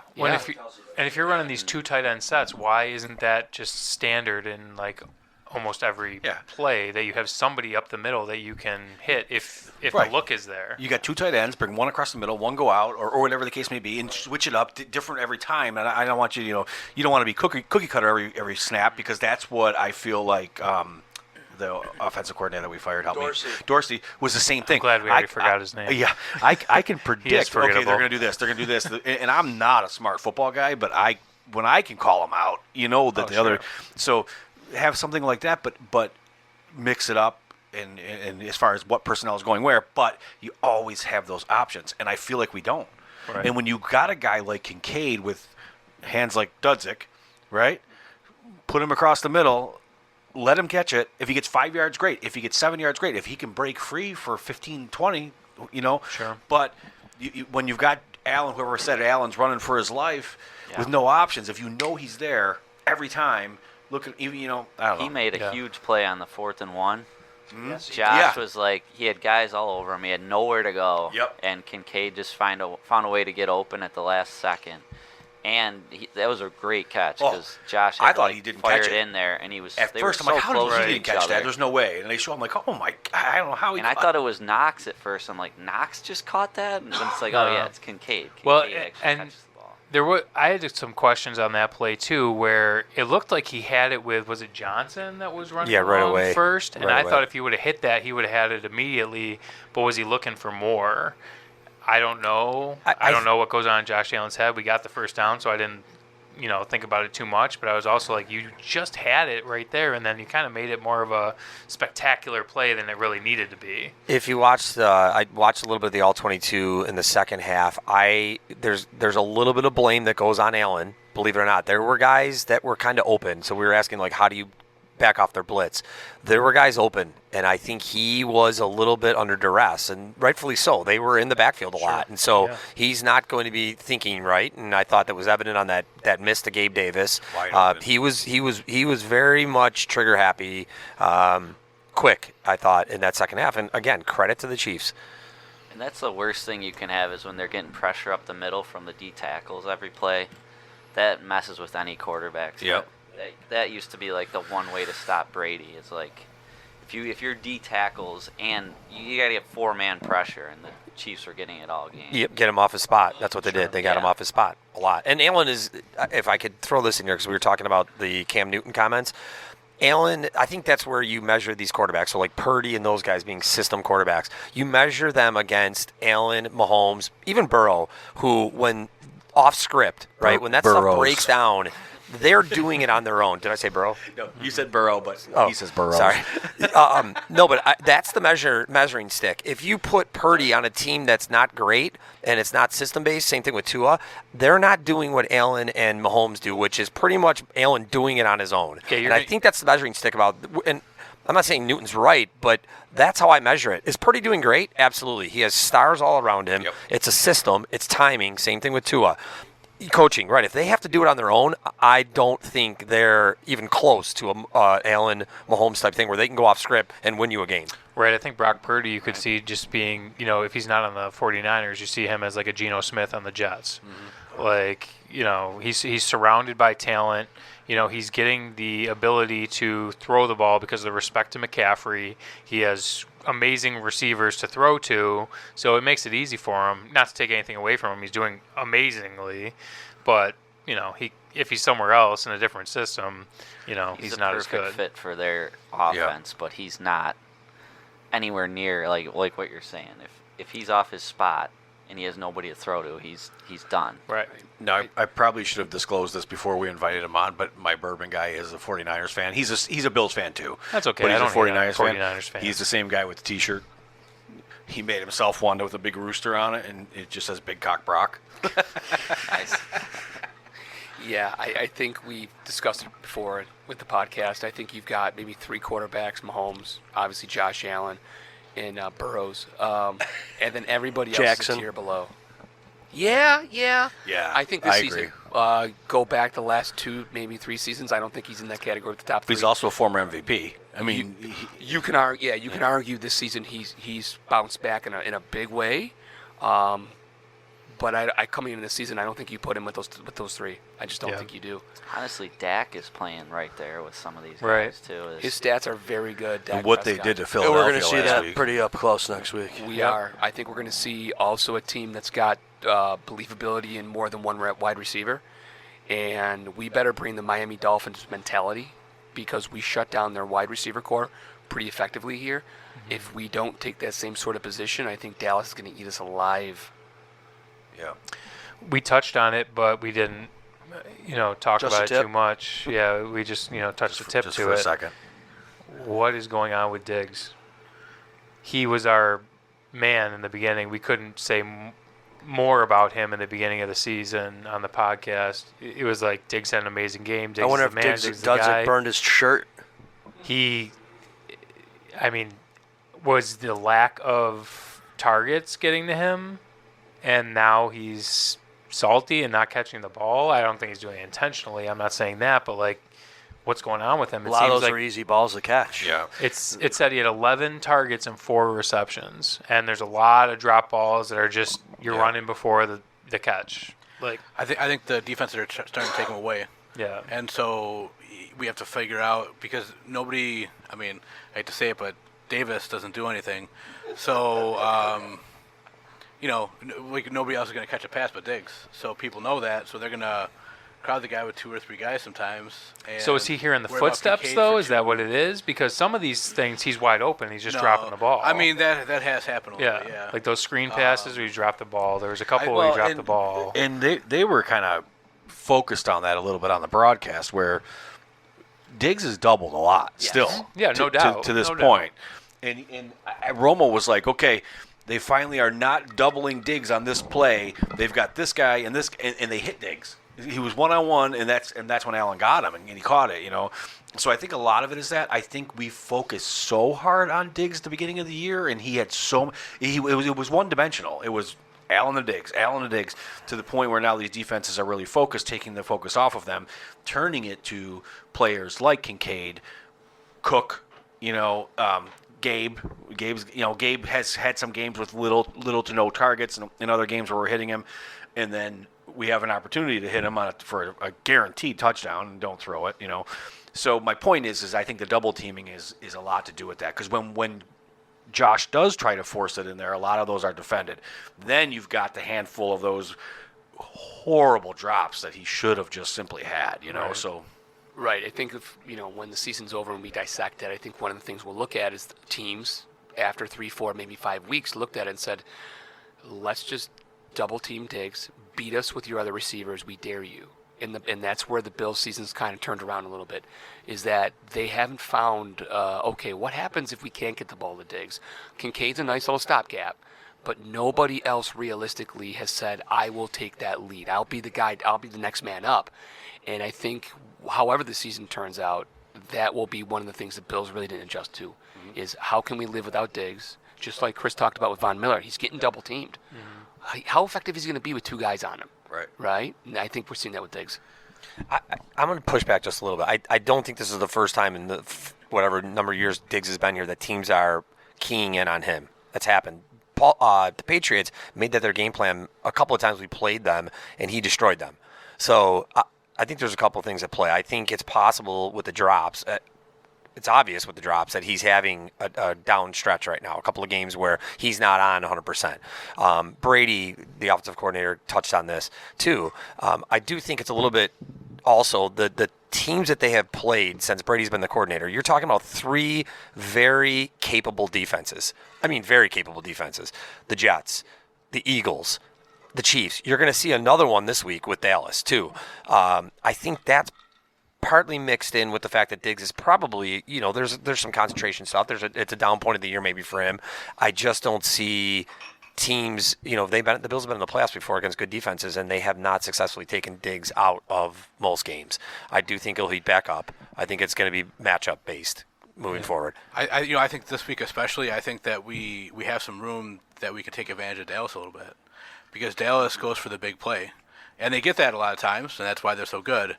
But what happens those other times that they don't get it, or that we're a little bit better? So if we're a little bit better, then we gotta do it. And I think with Dallas, I don't know if we're transitioning to talking about if we're on to Dallas yet. But but I think with Dallas too is they are pass rush based. They if they can get up early and they can get that pass rush going, teams have been destroyed by that. In games where they've not been able to do that early, teams have been able to move the ball on that defense. I'm not 100% committed to them destroying the game. Could happen, but I think it's very much going to be how the script goes early with the Cowboys defense. Yeah, I think they can be exploited. Yeah, I agree. I think that we can definitely score some points and make it a little bit interesting. I'm going to time be for a Diggs blow-up game. Well, he's playing his brother. Hang on. This is where I'm going with that, because although he's not playing though, right? He's out for the season. He's done for the year. Yeah. I'm going to be that petty. But his fan. brother's team. Yeah, exactly. I'm going to be that petty fan. I want to see Diggs absolutely destroy Stephon Gilmore. After Gilmore left here, and he's like, now my people can watch me play because the Bills. Is he in Dallas? Yeah. Oh, they couldn't stop talking about him in the broadcast for that game. And that was a huge emotional game for not only Gilmore, because A.J. Brown kind of talked shit about him all week, about him being old. Like, that was a big statement game for Gilmore. It's hard to do every week, right? Yeah. And I think this will go into what we talk about with the Cowboys, about the emotional type game they just played against the Eagles versus going on the road. This is the first game in over a month they played outdoors. So, I mean, if you don't count, I don't even know. And weather looks halfway decent for football. Right, that's fine, but this it might not be as fast of a track that they've been playing on. They played 3 games at home. In Western New York wind. Right, so I think with Gilmore, we'll see how the matchup goes with Diggs, but I agree. He might be able to go off in a game like this. We'll see. Yeah, I think it feels like one where he should bounce back. Although I do think he's slowing down a little bit. Everyone on the Bills are starting to slow down a little bit. 2 things, and then I'm all set with this current game. I think it goes back to whichever team can make the other team's quarterback less comfortable is going to have the advantage. I think they did a great job doing that against Josh. And the other point I was going to make is for those that are keeping stats for consecutive streaks, Josh, did throw another one, and I believe Kansas City turned that into 7 points, right? They did. That would have been the turning point of the game had they lost. And he was completely under duress that one. That was whatever. I know. But I'm not mad that he threw another. I mean, it's just funny now. That's 9 games in a row, but that was a pick that they, at that time of the game, did not need. No. So I know, and that's the thing. His stats are all great, but those interceptions are almost backbreakers for us. And that one, they come at the wrong time. Come at the wrong You know what I mean? Like end of the half, kill Hail Mary, momentum. okay, fine, whatever. End of the game, Right. no big They deal. kill momentum. But and you're they going gave downfield. Gave Kansas City life. Like you can't deny the fact They were that they were up they turned 14-0, it I around. believe, right? 14-0. They make it 14-7. Yeah. And I mean that's where you get aggravated at Josh Allen. He's great. He's fantastic. But He had an off that one. He came out. I'm going to go with Chris. He was a winning quarterback in a very Yeah, tough but place. he didn't have because I think like Kansas City, it almost seemed like they had 8 in the box and they all spied on him. But like he couldn't get out and scramble like he Shot- did the game before, and Touchdown. his accuracy was a little touchdown pass. He scored one. He made that remarkable play for the first down and 4th and 1. Josh was full value, but I can see why fans get annoyed because that interception just kills your momentum, and the Bills have a hard time recovering from that. It was frustrating because we could have pulled away so many times in that game. Like we're up 14-0. They keep punting it to us. We had so many chances to go up 3 scores. 4 scores. And aren't Bills fans waiting for a game like that where they take care of every opportunity that they're given? I feel like that's coming. We just haven't had one since Miami. Right. I feel like that's coming. That game's coming. I mean, that game could have got out of hand if they had scored half of the drives in the second half that turned into nothing. Even if they you would have had had 35 points. Sure. All right. Well, what? No, What? Chris literally was reading my mind right there because one of the things I was looking at for next week, I think we're a little intimidated by You Dallas. want us all to wear Bruin stuff? No, you should wear Bruin stuff right there, especially if they win. Never. The Cowboys, that was their first win against a playoff team last week. Really? If you look at their schedule this season, they have hit us with the facts. Well, we did go through that they're destroying teams, though. I mean, they just destroyed Philly. Yeah, no, I know. But, I mean, they got destroyed. They lost and the they Eagles. beat up on San Fran. Didn't they beat up San Fran pretty bad? They did not beat up San Fran. Oh, right. Sorry. That was their first. They've had a cupcake. Now they end like Miami. They end with a brutal schedule. Buffalo, Miami, and Detroit for whatever that's worth. Detroit's on the slide. They are on a slide, but they're in the playoff content. All 3 teams are at least in the hunt or in the playoffs. They have had a pretty relatively cupcake schedule. The 2 teams they've lost to are the Eagles and the Niners, which are playoff contenders. Every win they've had, short of that one Eagles victory last week, was against non-playoff teams. Where did the Cowboys? What place did they finish in their division last year? Second. Yeah. Yeah, because Like the Eagles Niners, won. Eagles. Eagles won the division. They might have been. No, they might have. Eagles won the Yeah. division. Yeah. Yeah, I think the Cowboys were 12-5 last year. Okay, so they were the second place team. So they should kind of have a cushier. Going back to what Sean said about the schedule, their wins recently, going backwards. See, Philadelphia, good win. I feel like that's a Philadelphia team that the Bills should have beat. I feel like Philadelphia right now is not the Philadelphia from last year or Bills from should the be first 11-2. Right, or for the first 7 games. Philadelphia, I think, is banged up. I think that game was very easy to predict. Prior to that, it was Seattle, who put up 35 points on a Thursday night on them. Washington, Carolina, Giants. I mean, this is the hot streak they've been on. All the credit to Dallas. They're doing what the Bills have done in the past, which is beat up on the bad teams and bad quarterbacks. Great. Rams, Chargers, New England, Giants. I mean, their schedule, I mean, they're a good football team, but their schedule, yeah, I mean, the teams they played that were great, like Sean said, San Francisco lost to the Eagles when the Eagles were humming. I like the Cowboys. They're scoring a shit ton of points. I'm not buying that they're going to come into Buffalo on the road, crowd noise, and all of a sudden just destroy Buffalo. I just don't see that happening. No way.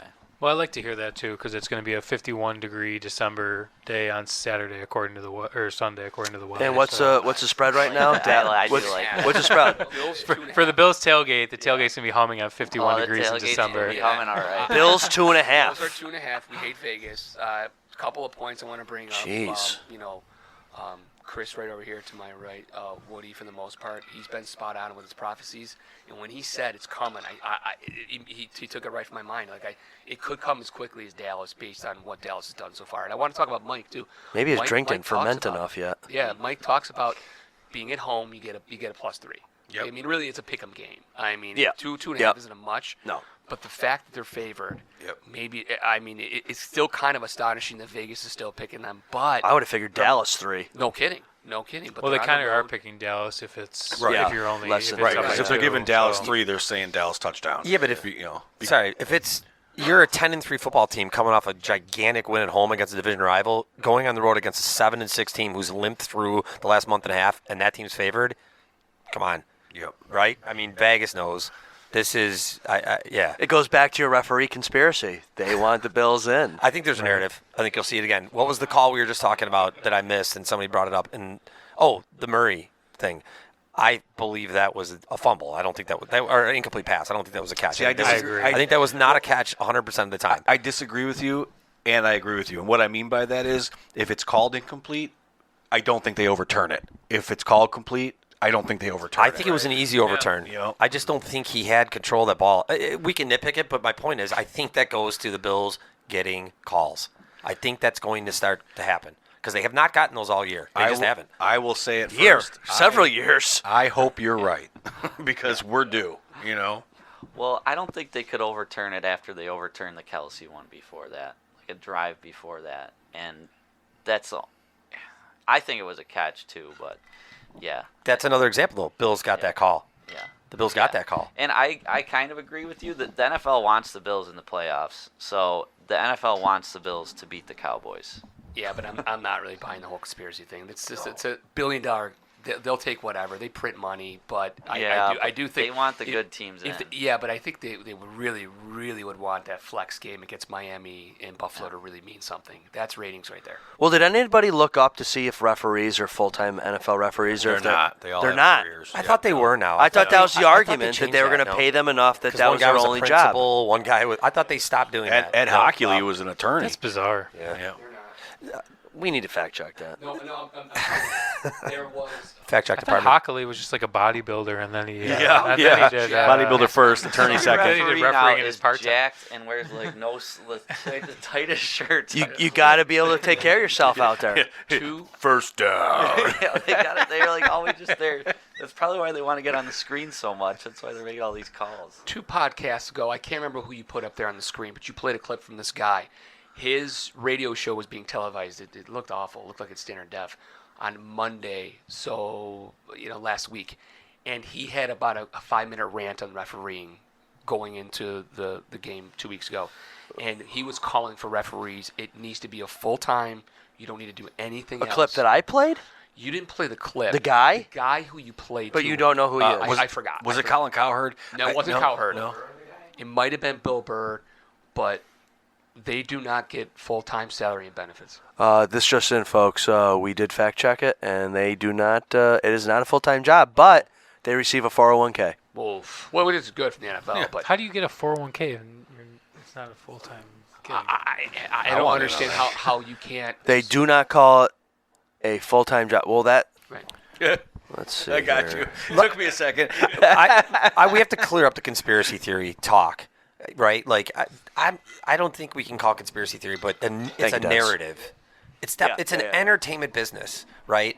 I'm not saying that they're involved, but now there is a lot of money at stake on Wild Card Weekend, and playoffs and all that. And I got it, playoffs. I have to believe somehow, somewhere, somebody the wheels are already spinning about the possibility of some of these matchups. Colts, Steelers. I mean, if you're a wants Fortune to watch 500 those company, teams? are Nobody you wants paying that. for advertising where there's going to be a small percentage of people sitting at a bar in Indianapolis watching Gardner Minshew and some jerk from Pittsburgh? It's just there's too much money at play. I'm sorry. True. Allen brings ratings. We'll see, but I don't. the Bills got to do their own job here. But man, I think I think they're going to start coming their way. I don't pretend to be an expert at this. I don't remember the details, but I remember reading something where the NFL is registered as an entertainment company, like the WWE. So, which allows them to, if they Strip. fix games, it's not illegal. Now, I'm with you, Sean. I don't think it's fixed. I don't. My point is that that's supposedly how they're registered as How an many entertainment years did company. Brady get all the calls? Every year he was in the league. Every Every game. snap. Yeah. Sean, are you okay that are you mad or upset about the other Allen hasn't come in at all? No, I've kind of forgot about him. Oh, yeah? You forgot about Kyle Allen? You know, it was a cute storyline. Jeez. 4 weeks in when we were humming, but no. He's been on the back burner. He's not even on the burner. He's in the freezer in the basement. I haven't even thought about that, Allen. I miss him. I want to see him because usually means good things. It's good but things dear when Lord, yeah. It's been too tight. And that just goes to Chris's point that we're done with the blowout games. Right. Like, this team is not who we thought they were going to be at the beginning. I of would the hope that season. you could blow out New England. You would And the hope, Chargers. but And the Chargers, remember when we they don't have a lost? QB. Remember when we Those teams. lost to New England? I So I don't think games are being called that way. If you look at the last 2 years, the pass interferences are down, the roughing the passers are down. It's not as geared towards offense as it was during COVID years. And I think it's not just the Bills. There are not a lot of teams scoring 40 outside of the Cowboys, scoring 35 points every week. It's just not. You know, I think that it might be Bill Belichick's last game in Buffalo. Well, Up in a few yeah, I weeks. was actually going to go there. If I can change the subject for 1 minute. They said that New England's going to move on from Belichick. Yep. And you brought up Brady. So my question is... Brady head coach? Don't no, even not ask that. about No, I don't want Belichick. either one of them in Buffalo. My question Brady's is, coming back. who No, that's right. who is the better of the two? Did Brady win all those, or did Belichick win all? I understand that Brady went to. I have my opinion. Brady went to Tampa Bay and won. Who's responsible? Who's the better of the two of them? For me, it's Brady 100%. 100% Brady. Who's- not 100%. I mean, they had great defenses, and Belichick was a Belichick's great defensive coach. Yeah, I think he is a great coach. He's had a great coaching career. The game has passed him by, but definitely Brady far more than Belichick in my book. Belichick's 100% a first ballot Hall of Famer. I'm with you on all that stuff, but you know what I mean with the coaching. Well, was it because of Brady though? And it was, but we have Josh Allen. Now, Josh Allen's not Brady, but we have Josh Allen, and we can't get over that hump. If we had the right coach, could we? Well, that's what harkens back to my comment that I made the other day when I was listening to all the Josh Allen talk on, I think it was Get Up Again, and they were just saying like how amazing that Josh Allen is and that he's gonna take this team to places they have no business being in, and it's like, well, where the frig is our championship? And as we go back to the coaching holding them back. Was it you that shared it? Someone shared Probably. Josh Allen. Yeah, because you're a genius. Good answer. Josh Allen will help the Bills win games they have no business Right. being in. Yeah. Yeah. And that's true. But back to the Get Up thing, Mike Greenberg is a huge Jets homer. For him to talk about Josh the way he did is massive. Right. The Brady Belichick thing, I have a text feed going on for over a year and a half, maybe 2 years now, about this whole subject. Really? My buddy is all 100% Brady. Belichick sucks. Look at the data. Look at him now. All that is true. My argument has always been this. They don't get to 9 Super Bowls and win 6 without each other. Hands down. Brady, great quarterback. I'm not willing to Symbiotic say he gets relationship. to 9 Super Bowls and wins 6 without Belichick as his coach. If you look at some of those Super Bowls and some of those teams, his offenses were not always great, but the defenses were great in every one of those Super Bowl years. I mean, they had top 10 defenses every single year.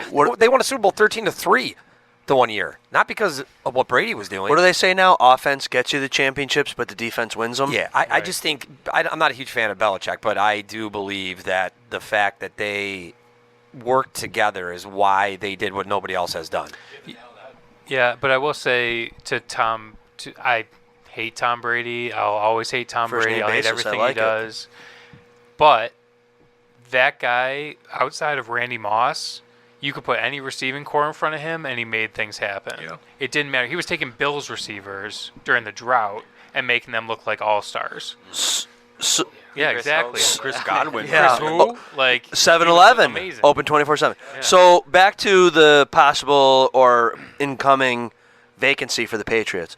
Who, I would think Tom Brady and Kraft being as buddies allegedly they are, Tom Brady would be an excellent head coach. I think Defensively, I think- also because the guy knows football so freaking well. I think there's zero chance he coaches. Well, most likely because isn't he getting a ton of cash from whoever? Ridiculous amount of money. Right. You have to understand, he left. He would be a great head coach. He left the Patriots. That was not a good breakup right there.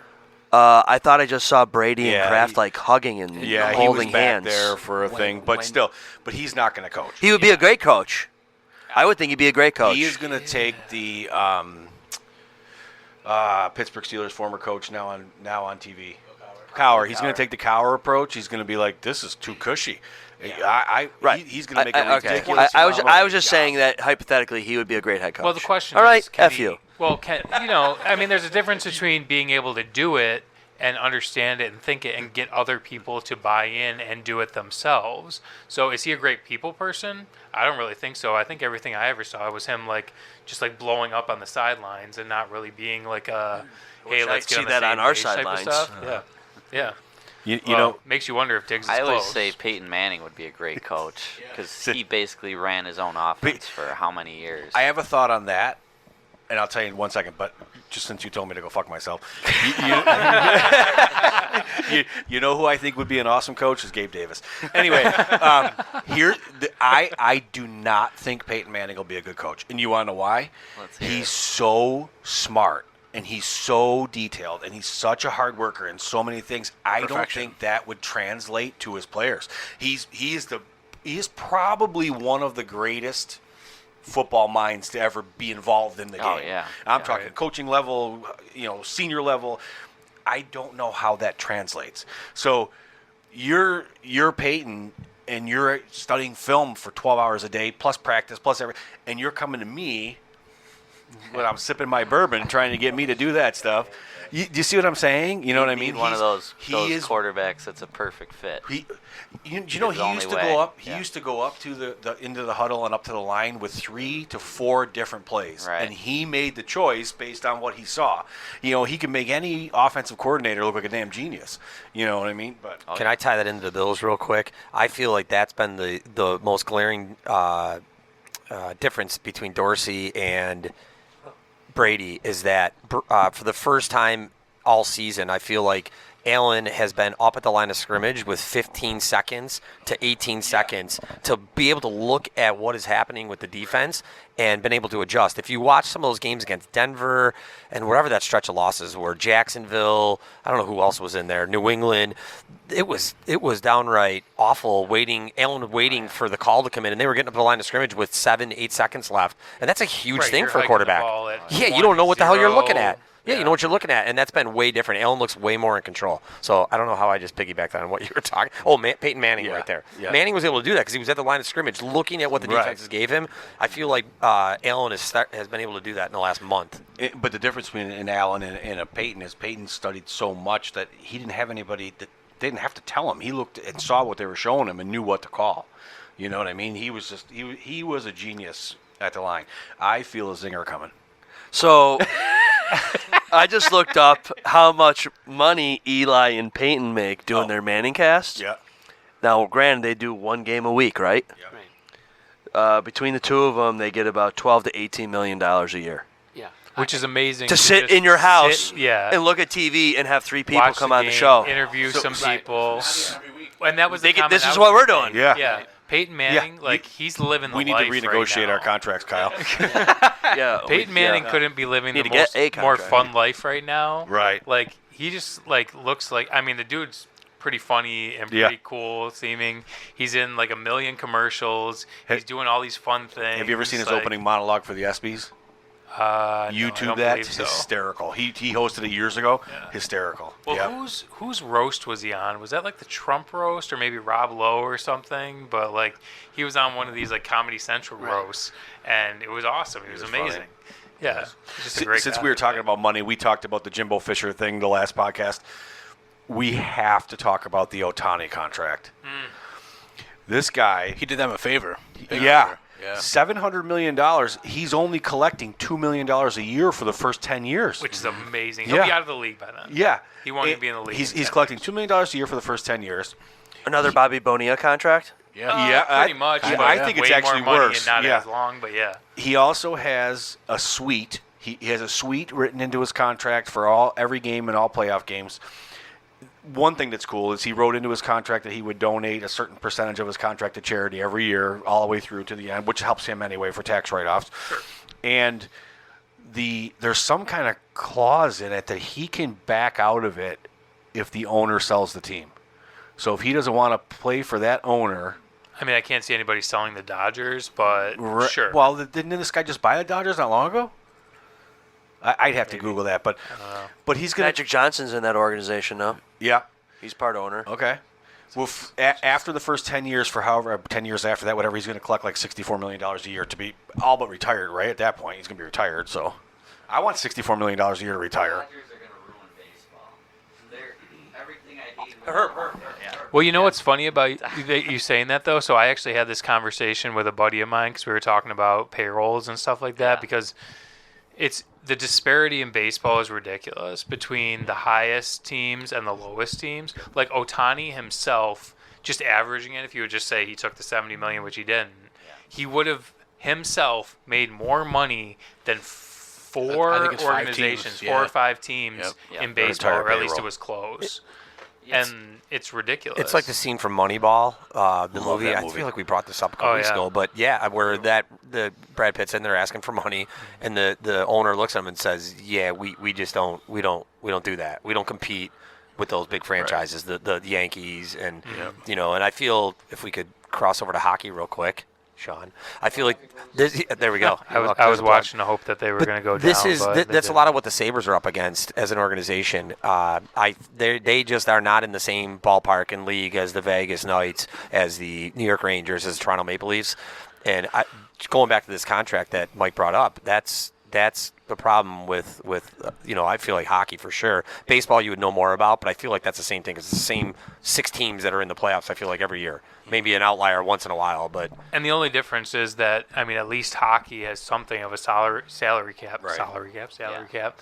Baseball is just unlimited. So you have, and it's funny, it's even adding Ohtani, and if he would have done the $70 million a year, the Mets are still higher. And the Mets aren't even like close to being a playoff team. The Mets are such a dumpster fire. It's so funny, but they would have been the second highest team.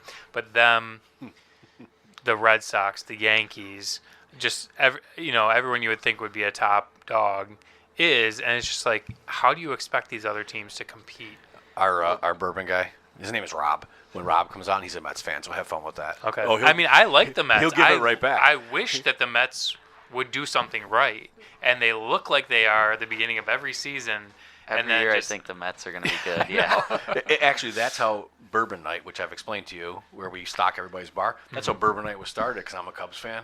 It was the Mets versus the Cubs. He's like, let's get together, and everybody bring bourbon. Yeah, so, but that's just a crazy contract. Yeah, I mean, MLB has this, they have a soft cap, kind of, like they have the luxury tax. Yeah. But Ohtani costs $2 million against the luxury tax for the next 10 years, I think. It's ridiculous. Like, so they're going to add this Yamamoto, this ridiculous, like the best Japanese pitcher to come over in forever, maybe. And they're going to try to add him too.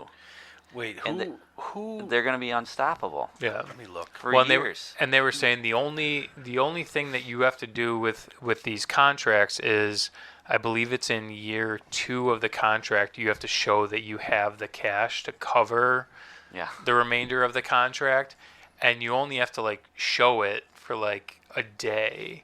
So like they only have to like move the money around for like one day and show like, yeah, we can get access to the money, and their owners are like billionaires, so it's no big deal. So every year the Mets have to show that they can pay Bobby Bonilla the rest of his... Yeah, not to mention the other $353 million of their payroll. And whatever other contracts they are paying for people who aren't even on their team. I had to go back and look for it, but I read an article today about how they're having Ohtani really recruit Yamamoto, is that how you say his name? Yeah. How they're having him really recruit him. They're just... It's not fair. They're going to be... See, I always hated the Yankees when I was growing up, and I'm a Blue Jays fan. And this Dodgers team is like worse than the Steinbrenner Yankees when they would just sign Giambi and Teixeira and A-Rod and everybody else. Yeah, but every league likes villains. Worse. Every league likes villains. It doesn't matter who it is, whether it's the Cowboys in the NFL or the evil empire, the Yankees. You got to have villains in a professional sports team. And if the Dodgers are going to be that villain, hey man, go out and beat them. Well, I'm a big Yankees fan myself. Yeah. I like the Yankees a lot. Big Juan Soto, that's a good move, all that good stuff. They're going to spend a lot of money. Yeah. We'll see if it gets them a championship. It hasn't in the last, 10 years, whatever it was. So Yeah. So money doesn't always buy you a championship. Not at all. So I think that the Yankees and the Dodgers and the Mets and Red Sox and everybody, Money they're doesn't paying buy you happiness. They're paying. They're paying like teams like the Florida Marlins, Kansas City Royals. They're paying their payrolls, parts of the payrolls from the luxury tax. Right. So it kind of all comes around in a way. Brendon, who's your team? The Indians. Oh, right. We talked about this. Yeah. But when I beat you in the World Series. It must have really stung when they were saying that the Blue Jays were going to get Ohtani the day before. Like every news outlet said that he was going to the Blue Jays, like it was done. Yeah, I saw all that. I was following it on Twitter. There's like this rumor that Ohtani's private jet is flying to Toronto, and everyone's jumping in on it. And you heard all his things, right? All Ohtani, he wanted everything silent, and he's like, if you leak that I was talking to you, our deal's off. Right. Yeah. And then Dave Roberts, the Dodgers manager, is like, yeah, we talked to him. We think we got a real good shot at him. Yeah. And then like an hour later, the GM's like, I don't know what he's talking about. Well, I got to say good for Ohtani for getting out of the Angels organization, because as much as I love Mike Trout, and I think that he's an amazing player, and, I don't know if he will be a Hall of Famer. I mean, he has Hall of Fame stats, but he'll just never win anything in the Angels I think he's going to get hurt organization. before he gets there. Yeah, I mean, he's just never going to win in the Angels organization. I want to say LA, but they're both kind of LA. Kyle, land a plane. No music this week, unfortunately. Yeah, sorry. We'll get back to that. I got a couple difficulties. things I got written down for the next one. I got to figure out when that thing's coming back. But yeah. Well, what do we think is going to happen Sunday? Picks, predictions. Honestly, I feel pretty good actually. Like the win over the Chiefs was rough. Like we dialogued here, but I think you have to have those kind of wins a little bit. And I think the Cowboys, although they're a good team, they have some flaws that we can. What are they? Well, I would say that they can get beat with the pass a little bit. I would hope that your buddy comes up big for us at some point. GD? Yeah. Yeah. GD 13. GD Gabe Davis is what I would say. GD 13. It's tough. Like the Cowboys, as a Bills fan, like I feel like I have fan PTSD from Super Bowl 27. Sure. And 28. And 28 too, but more 27 because we got our asses kicked. And so, I looked it up today, and I think I shared it in the group chat. The Don Beebe play from Super Bowl 27. Yeah. The Leon Lett. So everybody that's listening right now, do yourselves a favor and go on YouTube and look that up. Just type in Don Beebe, Leon Lett, and it'll come up. It's a great play. It's if I was a football coach, this is what I would show my kids or whoever, that this is what you do for football. Play to the whistle. Absolutely. Absolutely. Never give up. Don Beebe was way down the other end of the field, comes all the way back, knocks the ball out of his hand right at the end zone. Oh, God, that would have been like 59. Yeah, it would have been 59, yep. 59. Yeah, I listened to it earlier. They said it would have been 59-17. Would that have been the biggest Super Bowl blowout or point discrepancy in Super Bowl history? Honestly, I don't know. Sean? I mean, it was so bad. The Denver-Washington game, are we talking about scores? Oh, Denver's 49ers, I think. 49. Yeah. It was 49ers were like 55 to 10 or something like that. Okay. I Joe saw Montana. this. Joe Montana. I saw this on something that made me go back and look. That Super Bowl, Frank Reich played for quite a bit of that. So did Jim Kelly. Kelly hurt his knee. Kelly threw 2 picks. Reich threw 2 picks. Reich fumbled the ball 3 times. Kelly fumbled the ball once. Yeah. Reich fumbled the ball on the Leon Lett play that I'm talking about. Leon Lett picks up the ball, runs down. I remember it vividly. He's going to score. And Beebe comes out of nowhere, runs by everybody, knocks the ball out of his hands at the end zone. The ball goes out of the end zone, so it's a touchback. The Bills actually get the ball back at the 20. I'm a couple years older than you are. I remember that. I was watching it. Yeah. Oh, yeah. The Bills blocked a punt in that game. Steve Tasker blocked a punt early. The Bills were up early. We thought that was going to go the Bills' way. He's Hall of Fame worthy, isn't he? And he won't get in, right? I would think absolutely. So. I don't. He may get in. Special teamer? Yeah, there's other guys that should get in probably before him. I think that's what happens. For special teamers? No. Just in general. Oh. Yeah. I think he should get in. I will say this real quick about the Super Bowl runs that the Bills were on. I was watching one night home late, probably after drinking, and something came on the NFL Network. The offensive lines for the Bills in those Super Bowls let them down and let Jim Kelly down horribly. Kelly was on his back, unlike anything he experienced during the regular seasons of those games, in every one of those Super Bowls. It just was. It was not the offense that we had watched, and I think that probably was Marv Levy and being outcoached and all that. But yeah, he was under duress in every one of those Super Bowls. No adjustments for a long The time. NFC East, they said like big boy football. You're going to come out with your K gun offense. We're going to play big boy football and see if you can stop us, and we couldn't do it. Well, Super Bowl 25, it was all coaching because they kept the ball away from us. Belichick. Yeah. Well, Anybody. unfortunately, Belichick. yeah. That was that D coordinator. I predict Belichick will be the head coach of the Buffalo Bills when they win the Super Bowl. Oh, Jesus Christ. Right there. Never. It's like- no, to get back to your stats, 10 is a very unlucky number. Chris, you hit it on the head. Broncos 10, 49ers 55. Then the next 45-point victory. Yeah, next one Bears 46-10 over the Patriots, and then Washington 42-10 over the Broncos. Wait, what was the last one you said? Top three 55-10. Broncos 2 lopsided Super Bowls over San Francisco over Denver. Chicago 46-10. New England over New England. Washington 42-10 Wait. over. Did you say New England over New England? No, I'm sorry. Bears 46, New England Did you say 10. that, or am I losing my mind? 85 Bears Super Bowl? Patriots over New England. Yeah. Okay, that makes more sense. And 32 points. Washington beating Denver. So the Bills is that's- worse. yeah. 52-17 is 35 points. I don't know. So Bill, that's the top three. Tied the third most. Yeah. Okay. It was not good. It was No, not good. no. Why are we? Brendan, reliving how this? old were you for those Super Bowls? I was pretty young. I think Urban and I are about the same age. I think. Are you in '86? Yeah. Yeah. Are you gonna ask? No. Okay. Could you imagine? Super Bowl thing. I don't know how old I was. I think it was the Cowboys. I think it was the 52-17. My parents just had to lock me up in their bedroom because I was just throwing pillows and throwing a huge tantrum, and we had like a huge Super Bowl party. We have a So that's what age I was at for that Super Bowl. we have a hole in the drywall at my parents' house still, at our upstairs bedroom, where my brother put a chair, the handle of a chair through the drywall. It's still there. I could take you guys there today and see that's that mark of history. We could do a field trip. Awesome. Yeah, but back to the Super Bowls real quick with John Elway. It got me thinking about Allen. Like, you know, it took a lot of years for a lot of these great quarterbacks to win. He got his ass kicked in multiple Super Bowls, and then it took a bunch of years to get back there. He ended up winning 2.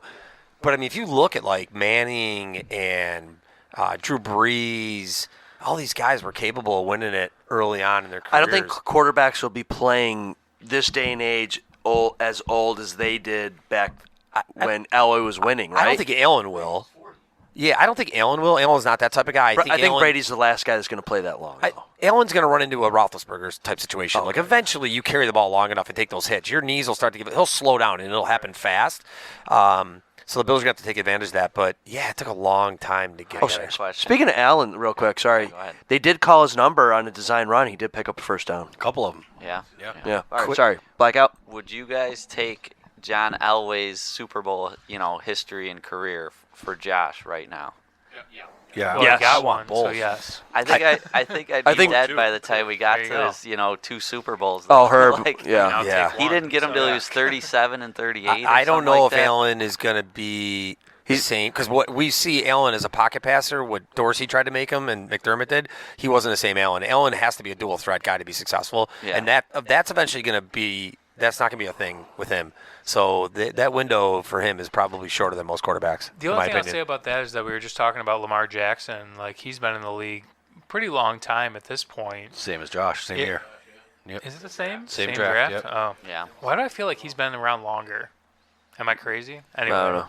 But they're probably going to have similar careers, I would think. Like, they're just so reliant on their legs. Cam Newton played 11 seasons, so Yeah. I mean, it is kind of feast or famine. Yeah.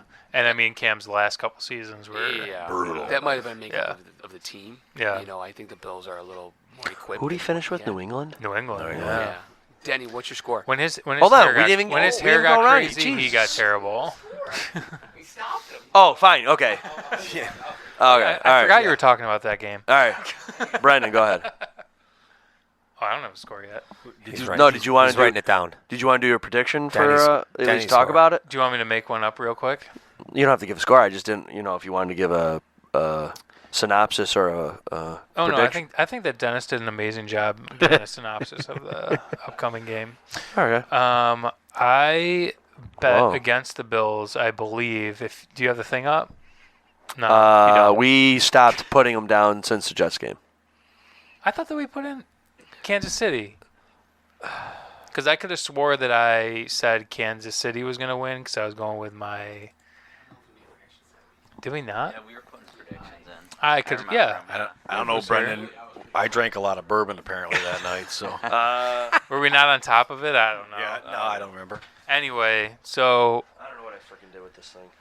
I could have It's swore all right. that I picked suck. Kansas City or I picked Philadelphia. Oh, we probably did not pick Kansas City because of the bye week.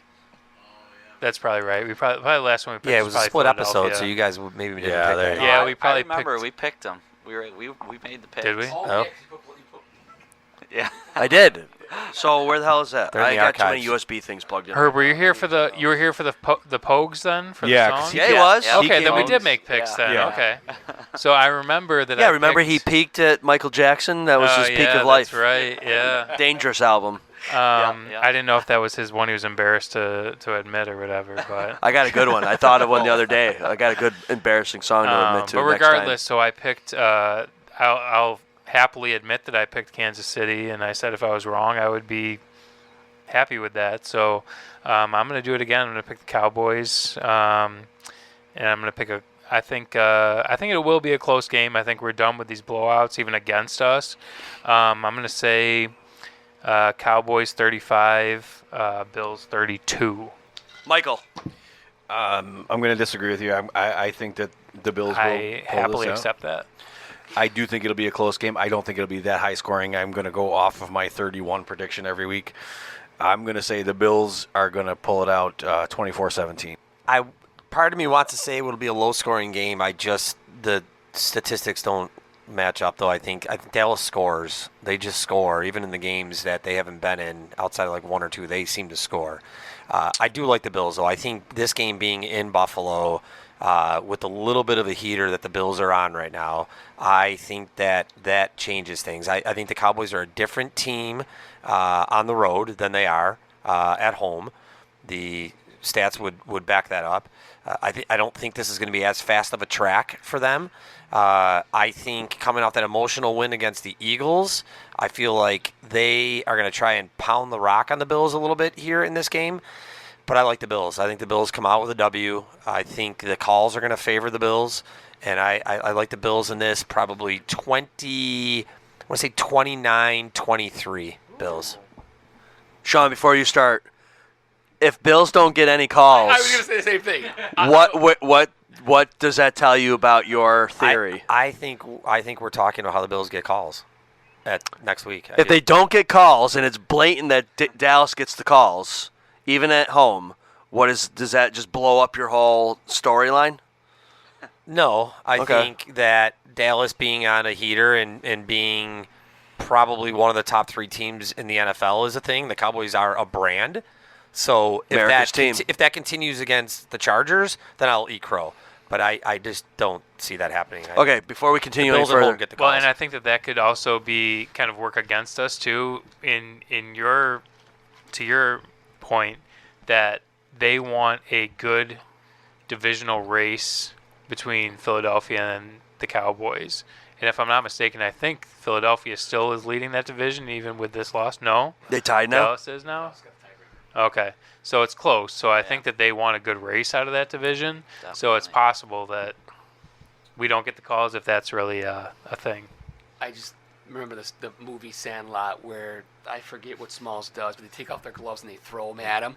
That's what we're gonna do to Chris when they blow a call. Like I could just Chris, if there's a blown call, terrible call, we're just gonna take off our hats and throw it. No, Ham Porter. yeah, Going outside just like I like it. One more thing about the referees we didn't talk about, but one thing I'm interested in looking at is how Kansas City plays. They really took the referees to the woodshed. Referees don't forget that stuff. It's a brotherhood. I would like to see how their calls go from the rest of the season on, because there's a human factor there. Getting back to the scores, I see it's feast or famine. It's going to be big one way or another. I got the Bills going 38. I have Dallas 13. I can see it being reversed. I could see the Cowboys putting a 38 spot and the Bills scoring 13th. It's going to be feast or famine one way or another. It's not going to be close. Hey, do me a favor before we get to Blackout. Call your wife and ask her what she predicts. Let's see what she Or text says. her, you know. Nah. Okay, Blackout. Give us your prediction. Then I got a question for everybody. Okay. Listen, Josh gets up for certain games. He doesn't get up for every game. He's gonna be horned up for this one.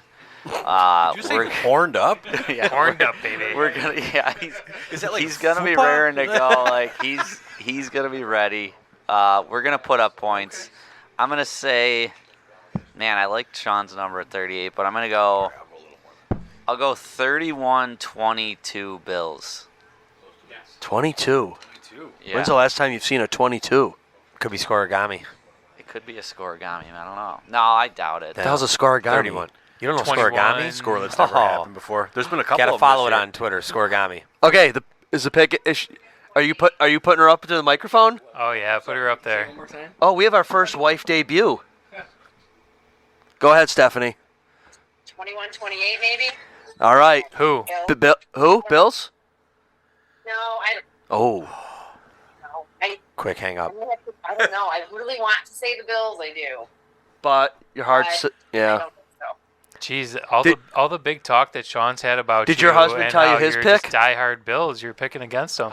I know. My wife. She said 28. She said 28-21 Dallas. Here's the thing. I have to see more. They haven't pulled together like a double win in a while. You must have been So- listening to ZaBills because that's what we're saying. Oh, she listens to ZaBills. Home game. I think this is a party at the stadium on Sunday. I do. I think it's home game. I think it's gonna be a celebration. Okay. All right. Anything else to add, Stephanie? I don't think so. I hope I'm wrong. That's what All I right. was Thanks for your call, Steph. That is true, though. There has not been a Bills home game in many, many weeks. So, as I'm sure you know, Herb, It's gonna be out of control. You a know, 51-degree day Herb- in Buffalo Herb- in did you hear December. Herb's pick? Is it a 4? He's going scoregami. 425 in Buffalo. That's the perfect tailgate time. That's Yep. That's Good gonna weather. Be a good one. What did Josh, you say? That's a messy 31-22? That's a messy tailgate time. 31-22. Josh Allen yeah. issued How did a you get challenge. 22? Really love that fourth quarter. Three touchdowns. Yeah. Three touch. Yeah. when he wakes Hey, up. load up Yeah, on beers three at touchdowns halftime. with Put them one, under your feet. You know, two-point conversion. Josh Allen issued a challenge today to the Bills Mafia. What? I was reading it. Yeah, he was on his post-game press conference. He issued a challenge directly to the Bills Mafia for this game. I think the crowd's going to play a huge role in this And what's the game. challenge? What was it? What he's? Go nuts. Yeah, we There needs issue to be a false challenge starts. to Josh Allen. Don't throw an interception. Cowboys have been on Cowboys have been at home like 3 of the last 4 weeks. Like, this is a different animal for them. I'm not buying the Cowboys until I see them beat the Bills in Buffalo. I would just All love right. it to For be the record, a- I don't see it happening. love it to be a snow game. Though. All right. So, if the Bills, okay, what is your heart saying? If the Bills lose this game, are they done? No. No. Not at all. No. Okay. If Not they with lost what's against- happening around us. If they lost against Kansas City, yeah, pack it in, go home, Yeah. goodbye. They can afford to lose with Miami losing. They can afford to lose this one. You have to run. You have to run the table though. Going on. Yeah, I understand that, but right now, I think they're sitting, what, number They're outside. 11? Yeah. Well, but yeah. they're tied with like 4 other Yeah. teams. Yeah, for but I the think same based on record. tiebreakers, they're like at 12. Yes. But so Hey. I saw this thing. Our percentage today, whatever it is. I don't know what the percentage is for us to make the playoffs. But if we lose to Dallas, it doesn't really change much. Okay. Because it's not a conference game. All right. If we lose these conference games coming up, changes everything. But the Yeah. Dallas Yeah. loss wouldn't change a ton. And if we win, we're in such a good spot. That's Exactly. the big thing. Like, yeah. If we win, we're in like a incredibly good spot. The last- we just got to win those next two. The last 5 weeks have not been a lot of fun, and I feel like it's going to get fun again in the next couple of weeks. I do. I love the optimism. I think Good I Morning love the Football optimism, wants but- this to be a story. I think it needs to be a story, and I think it probably will be that the Bills need are to on a roll. You need to speak for yourself. Every week's fun for him. Well, I and even had fun in Philly. Yeah. to that point, if you look at the standings and in front of us, the teams in front of us just look so weak. Yeah. Like they have no business being in front of us. Which we've Cleveland, yes, and like with Joe Flacco like showing out now, it's like Cleveland's legit probably. But you see like the Steelers and you see the Colts and you see. I guess I'm just concerned that you have the Bengals and you have the Jaguars. You're tied with most of these guys, but you lose the tiebreakers with them. Right, but there's some things happening to those teams right now. All of those injuries teams play 2 of those other teams. Yeah, they're going to beat each other up. Right. Other than us, like the Bengals play 2 of them, the Steelers play 2 of them, the Colts play 2 of them.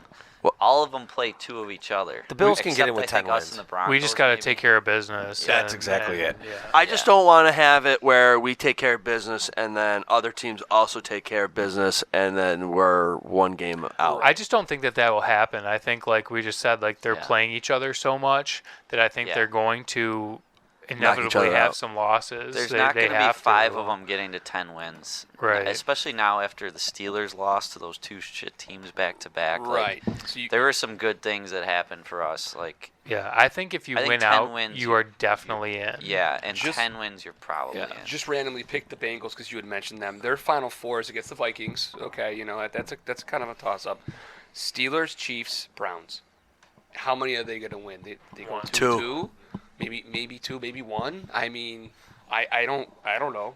I mean, that kid that they have at quarterback's pretty decent, but I don't see them beating the Chiefs because I think the Chiefs are going to wake up and be like, we really need to actually play these last couple games that we haven't had to play the last couple of years. So, we're aware this was kind of a shocking fact. Denver's a game behind Kansas City. That's it.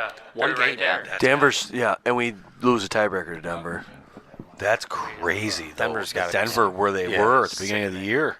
This is like another year or 2 years in a row of how important are those AFC East or AFC West and North games that, non-conference, but it's, that are going to hurt you at the end. Actually, I heard it on WGR today. The Bulldog or whoever was on, and he said, like that guy.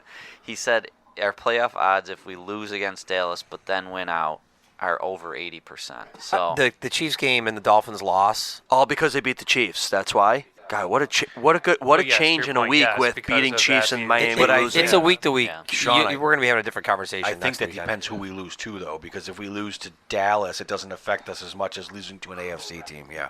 Right. Yeah, we can't lose those AFC games. Well, you can't lose to the Chargers of the state that they're in right now. You LB can't lose to the Patriots again. I mean, No. God, That's a God home help game. us if we lose to the Patriots. That's here, right? We played them there. Patriots are here. Yes. Yeah. We have Dallas and New England. That's it for home games. Yeah. The NFL is, in my opinion, what it's a mojo. It's what teams are vibing. It's a mojo. What teams have it, what teams don't. There are teams that have had it. The Texans had it for 3 or 4 games. They were rolling. Injuries, setback, they're done. In my opinion, they're going to struggle.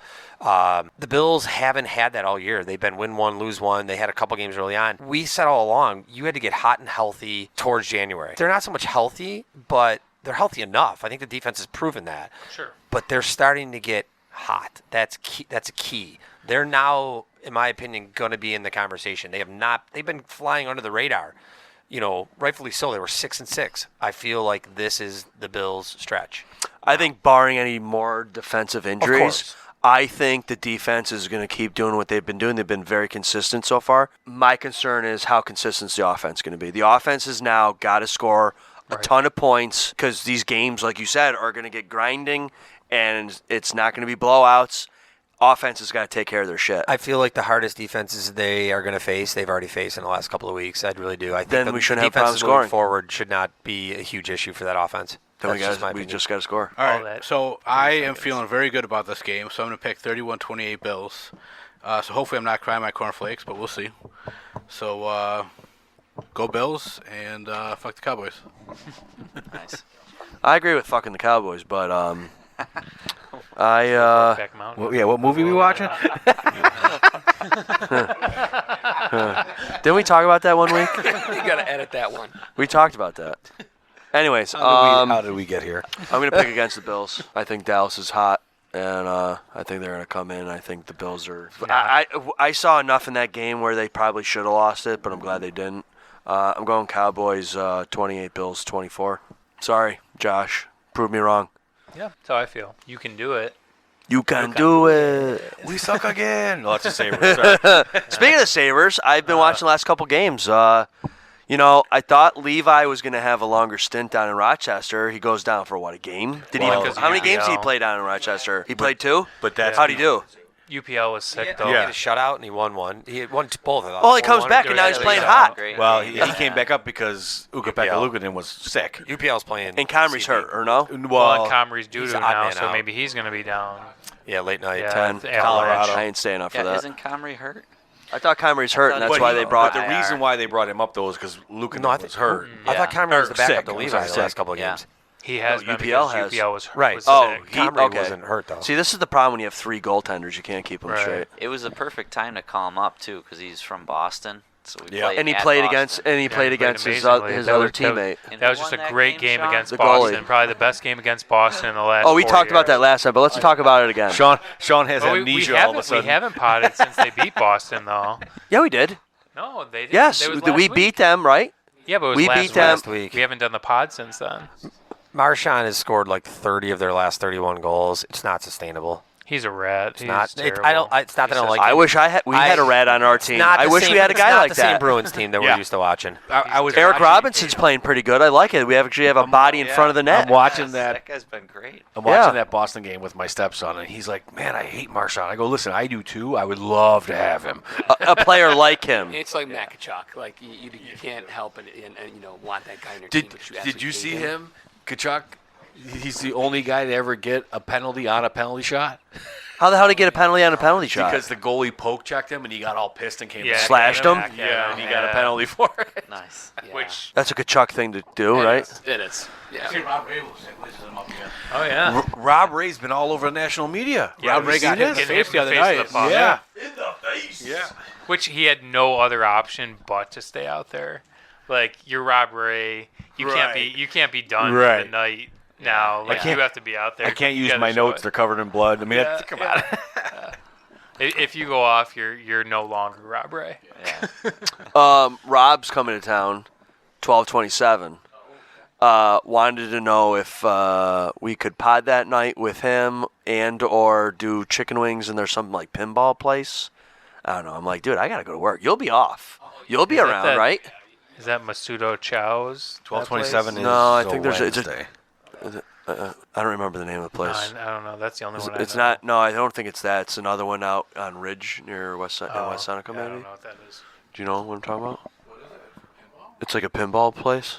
Well, anyways, we'll talk about it when we get closer. He was talking about maybe a little chicken wing review or something. We might as well just talk about it now. Has anyone given any thoughts to post-Bills season podcasting topic subjects? Do we want to take a break from pizza and review other things? Burgers, I will mac never and say cheese, I'll take a break from subs. pizza ever. Women's tennis. Done. We can talk about Pagula's kid. No. Pogue songs. I don't. He's out. Pogue songs. That's Rank good. every Pogue That's funny. song of all That's time. funny. We'll go through their entire catalog song by song, one a week. I think you can do pizza reviews until the cows come home. I understand that we can. I'm okay with that. So I was just wondering if we wanted to just during the off season of a couple weeks to just maybe switch it up a little. Whatever. I'm open to anything. I just didn't know what else we wanted to If do. the fans, the thousands of ZaBills fans, want to reach out to us and make suggestions, we'd love to have that too. Speaking of our ZaBills fans, if you've listened this long, I might add something in earlier in the post, but if you've made it this long of 2 hours and 33 minutes and 35 seconds, 36. per the time, you are a diehard true fan. So, yeah, so please take a minute and review and rate at the bottom of our homepage on either Spotify or Apple Podcasts. That will help us get seen elsewhere by people that do not know us, that are family and friends of personal word spreading. So if you could take a minute, if you haven't done it, please do it. If not, give me your login and I'll do it for ourselves. Shout out to Miss Martin, who keeps stopping me, telling us that she's loves the ZaBills podcast. That's funny. Did you see that the Buffalo Bandits are going to be on the CW23 for like almost all of their games are going to be broadcast? CW still around? Yeah, for sure. Is that the Frog? It used to be WB49. Oh, yeah. Is that the Frog or no? Dubba dubba dubba dubba dubba dubba dubba. Yeah. All right, Blackout. Yeah, that guy was But awesome. that's something. Maybe everyone can get some Bandits viewing in, and then we can talk Bandits, Sabres. Bandits, Sabres. For a while, Yeah, and look, basketball. there'll be Bills There's talk. sports Is there- year-round. Is there anybody here NBA fan? Like actually follows the NBA? No, but I did. Did you see? Did you see the Draymond Green thing? Oh yeah, where he smacked that guy. They suspended him indefinitely. Oh, For the really? season? Definitely. It's his third ejection this year. He Oh, punched but a he, dude in but the he head. just flails with his arms, Yeah. right? Well, my question about NBA was, did you see that they created an in-season tournament? And I was trying to read up on it. That sounds like a great idea. It's What a- okay, but it's going to be gimmicky. Like, And of course, the cares about Lakers won winning the that? first one. Like honestly, if you don't win the season championship, Who gives a what is shit? the end season? What did they? And- But don't they get a $500,000 bonus for each guy? Oh, they get some crazy I mean, money. that's You guys, not did nothing. you see like the that. new NHL All-Star setup? Let's hear about it. Yeah, so the Preach. NHL All-Star setup, they're going to pick 12 players to compete, and I don't remember how many. I think there's 8 different things, and so they start with the first 6, and then of the first 6, the top, let's call it 4 people, move on to 7, and then the top 2 move on to 8, and the winner gets $1 million. Just like hockey decathlon. Yep. Whoa. Is this like It's skills Yeah. competition. so like The back bottom on the ones beach get in their eliminated, sandals, they move No, on. no, no. it's- shooting accuracy at surfboards? This is all on the ice stuff. Everything from fastest Speed, skater, hardest shot, all that stuff. trick I shot, think it's cool. or the accuracy. They've tried gimmicks. You saw the Kachucks up in the stands shooting the pucks down. I mean, they've tried that stuff. This sounds pretty cool. I don't mind the Major League Baseball All-Star Game where winning team gets home field for the Bro. championship. Yeah. That's Bro, They- that's the they- one they of the removed- major sports with zero they removed that contact. years They get ago. away with it. I know, but it does. That's add no longer intrigue. a thing, though. Right. No, it's not. Yeah, it hasn't been a thing for a But- while. but it that- was. I thought it I was a thought that cool was- thing for yeah. years, and now it's based on record. So whichever team has the better I record, like that for now has the home because field All-Star advantage. games. I mean, the biggest joke is the NFL's. The Right. NFL's is the biggest joke. Now it's flag football.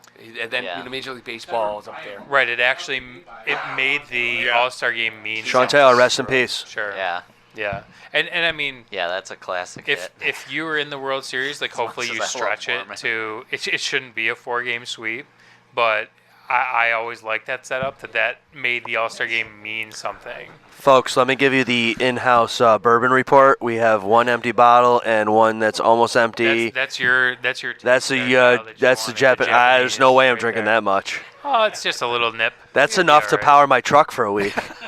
Was that Nika Kofe, that Japanese one? Yes. Oh yeah, I've you had know it. that. Oh, all right. Step up. What do you think? What do we? What do you? remember? I don't remember. Do you need a sip? Do you need a I'm sip gonna get Kyle an to ice cream give us? cup to try it give- on right now.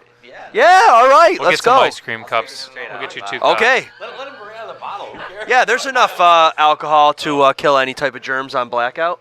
Yeah. Well, No offense, Herb. it's already in the bottle. Don't worry about it. Kyle, you want a cup? Or you going right from the bottle?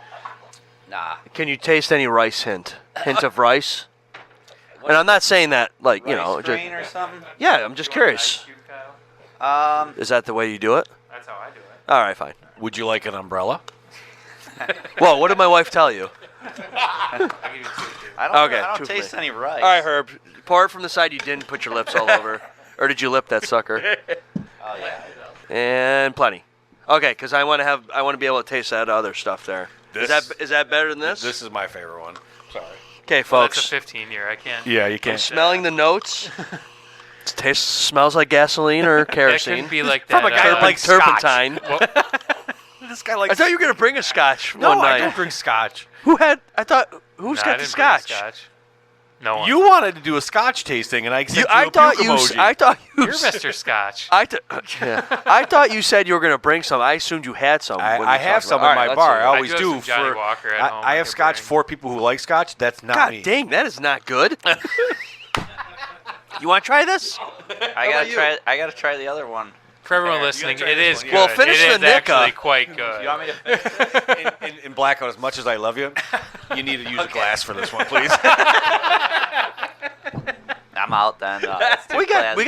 Can you? There's no way that's as bad as cup or the what? Give him a that cup. backwoods Everclear that you had. Okay, so let me tell you about the Everclear. We bought the Everclear because my wife wanted to.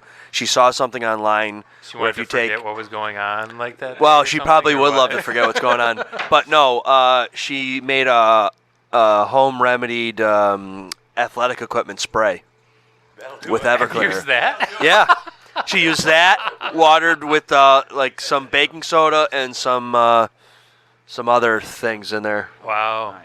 You want ice? So did you use the whole thing, or do you still have some left? No, I've got some left. It's in a spray bottle. Yeah. Just a suggestion for maybe. Uh-oh. We don't want the end of the year. We don't want to think about the end of the year. But I thought she was coming on the pod for a second. she might be. She's We got to figure that out too. Right. The wife takeover. the last Bills game. We should probably pregame get smashed on our own individual to end the season. Oh yeah, bring whatever you like, and Just yeah, we show up like you do not show up. Okay, so New that Year's. Just smashed. no. New Year's against the Patriots. Oh, I think that's called the Super Bowl parade. Yeah, well, that's let's hope. So, we'll know later in the season. Well, I wait mean, a minute. it's If the they Miami flex, game, if they it's the flex Miami to a game, Saturday, you know. cheers. right. Oh, Perfect. Saturday games, I love. Saturday. Blackout. I got several places for you to pass out on. I live like a block away. I'm in. Can you make it? Yeah. I don't know. I live a block away too, and I have spent nights on the couch. Okay, so not that great. I'll probably wind up at the Deuce or something. Let me try that other one. Okay. I'll try that one. Do you want to try some Japanese Nika coffee grain whiskey? Oh, it's whiskey. I thought. Well, what's the Oh, difference Alicia between- says sure. Yes. What's the difference between whiskey and bourbon? It's how Well, it's it distilled depends. and So yeah. The actual This process. This is way smoother. Right. Is that it's not- this? That's Yeah. that one, yeah. Alicia, did you try the pizzas? What is that? Folks, it looks like there's a golfer on here. Just one? Yeah. There was only one left. You can thank Chris for there only being one left and no no fat man's left over. Johnson, good to see you, buddy. Thanks for coming. Well, We'll be in talks about next yeah, pad. might be Got me gone. more optimistic as you were talking about it. Let's go. The one you said was not good. Oh, the Nico one, is that still over there? You'll be turning it all night long. I heard you saying that. And Where is it? Oh, it's right there. Hey, see you, Chris. Is that it? Yeah.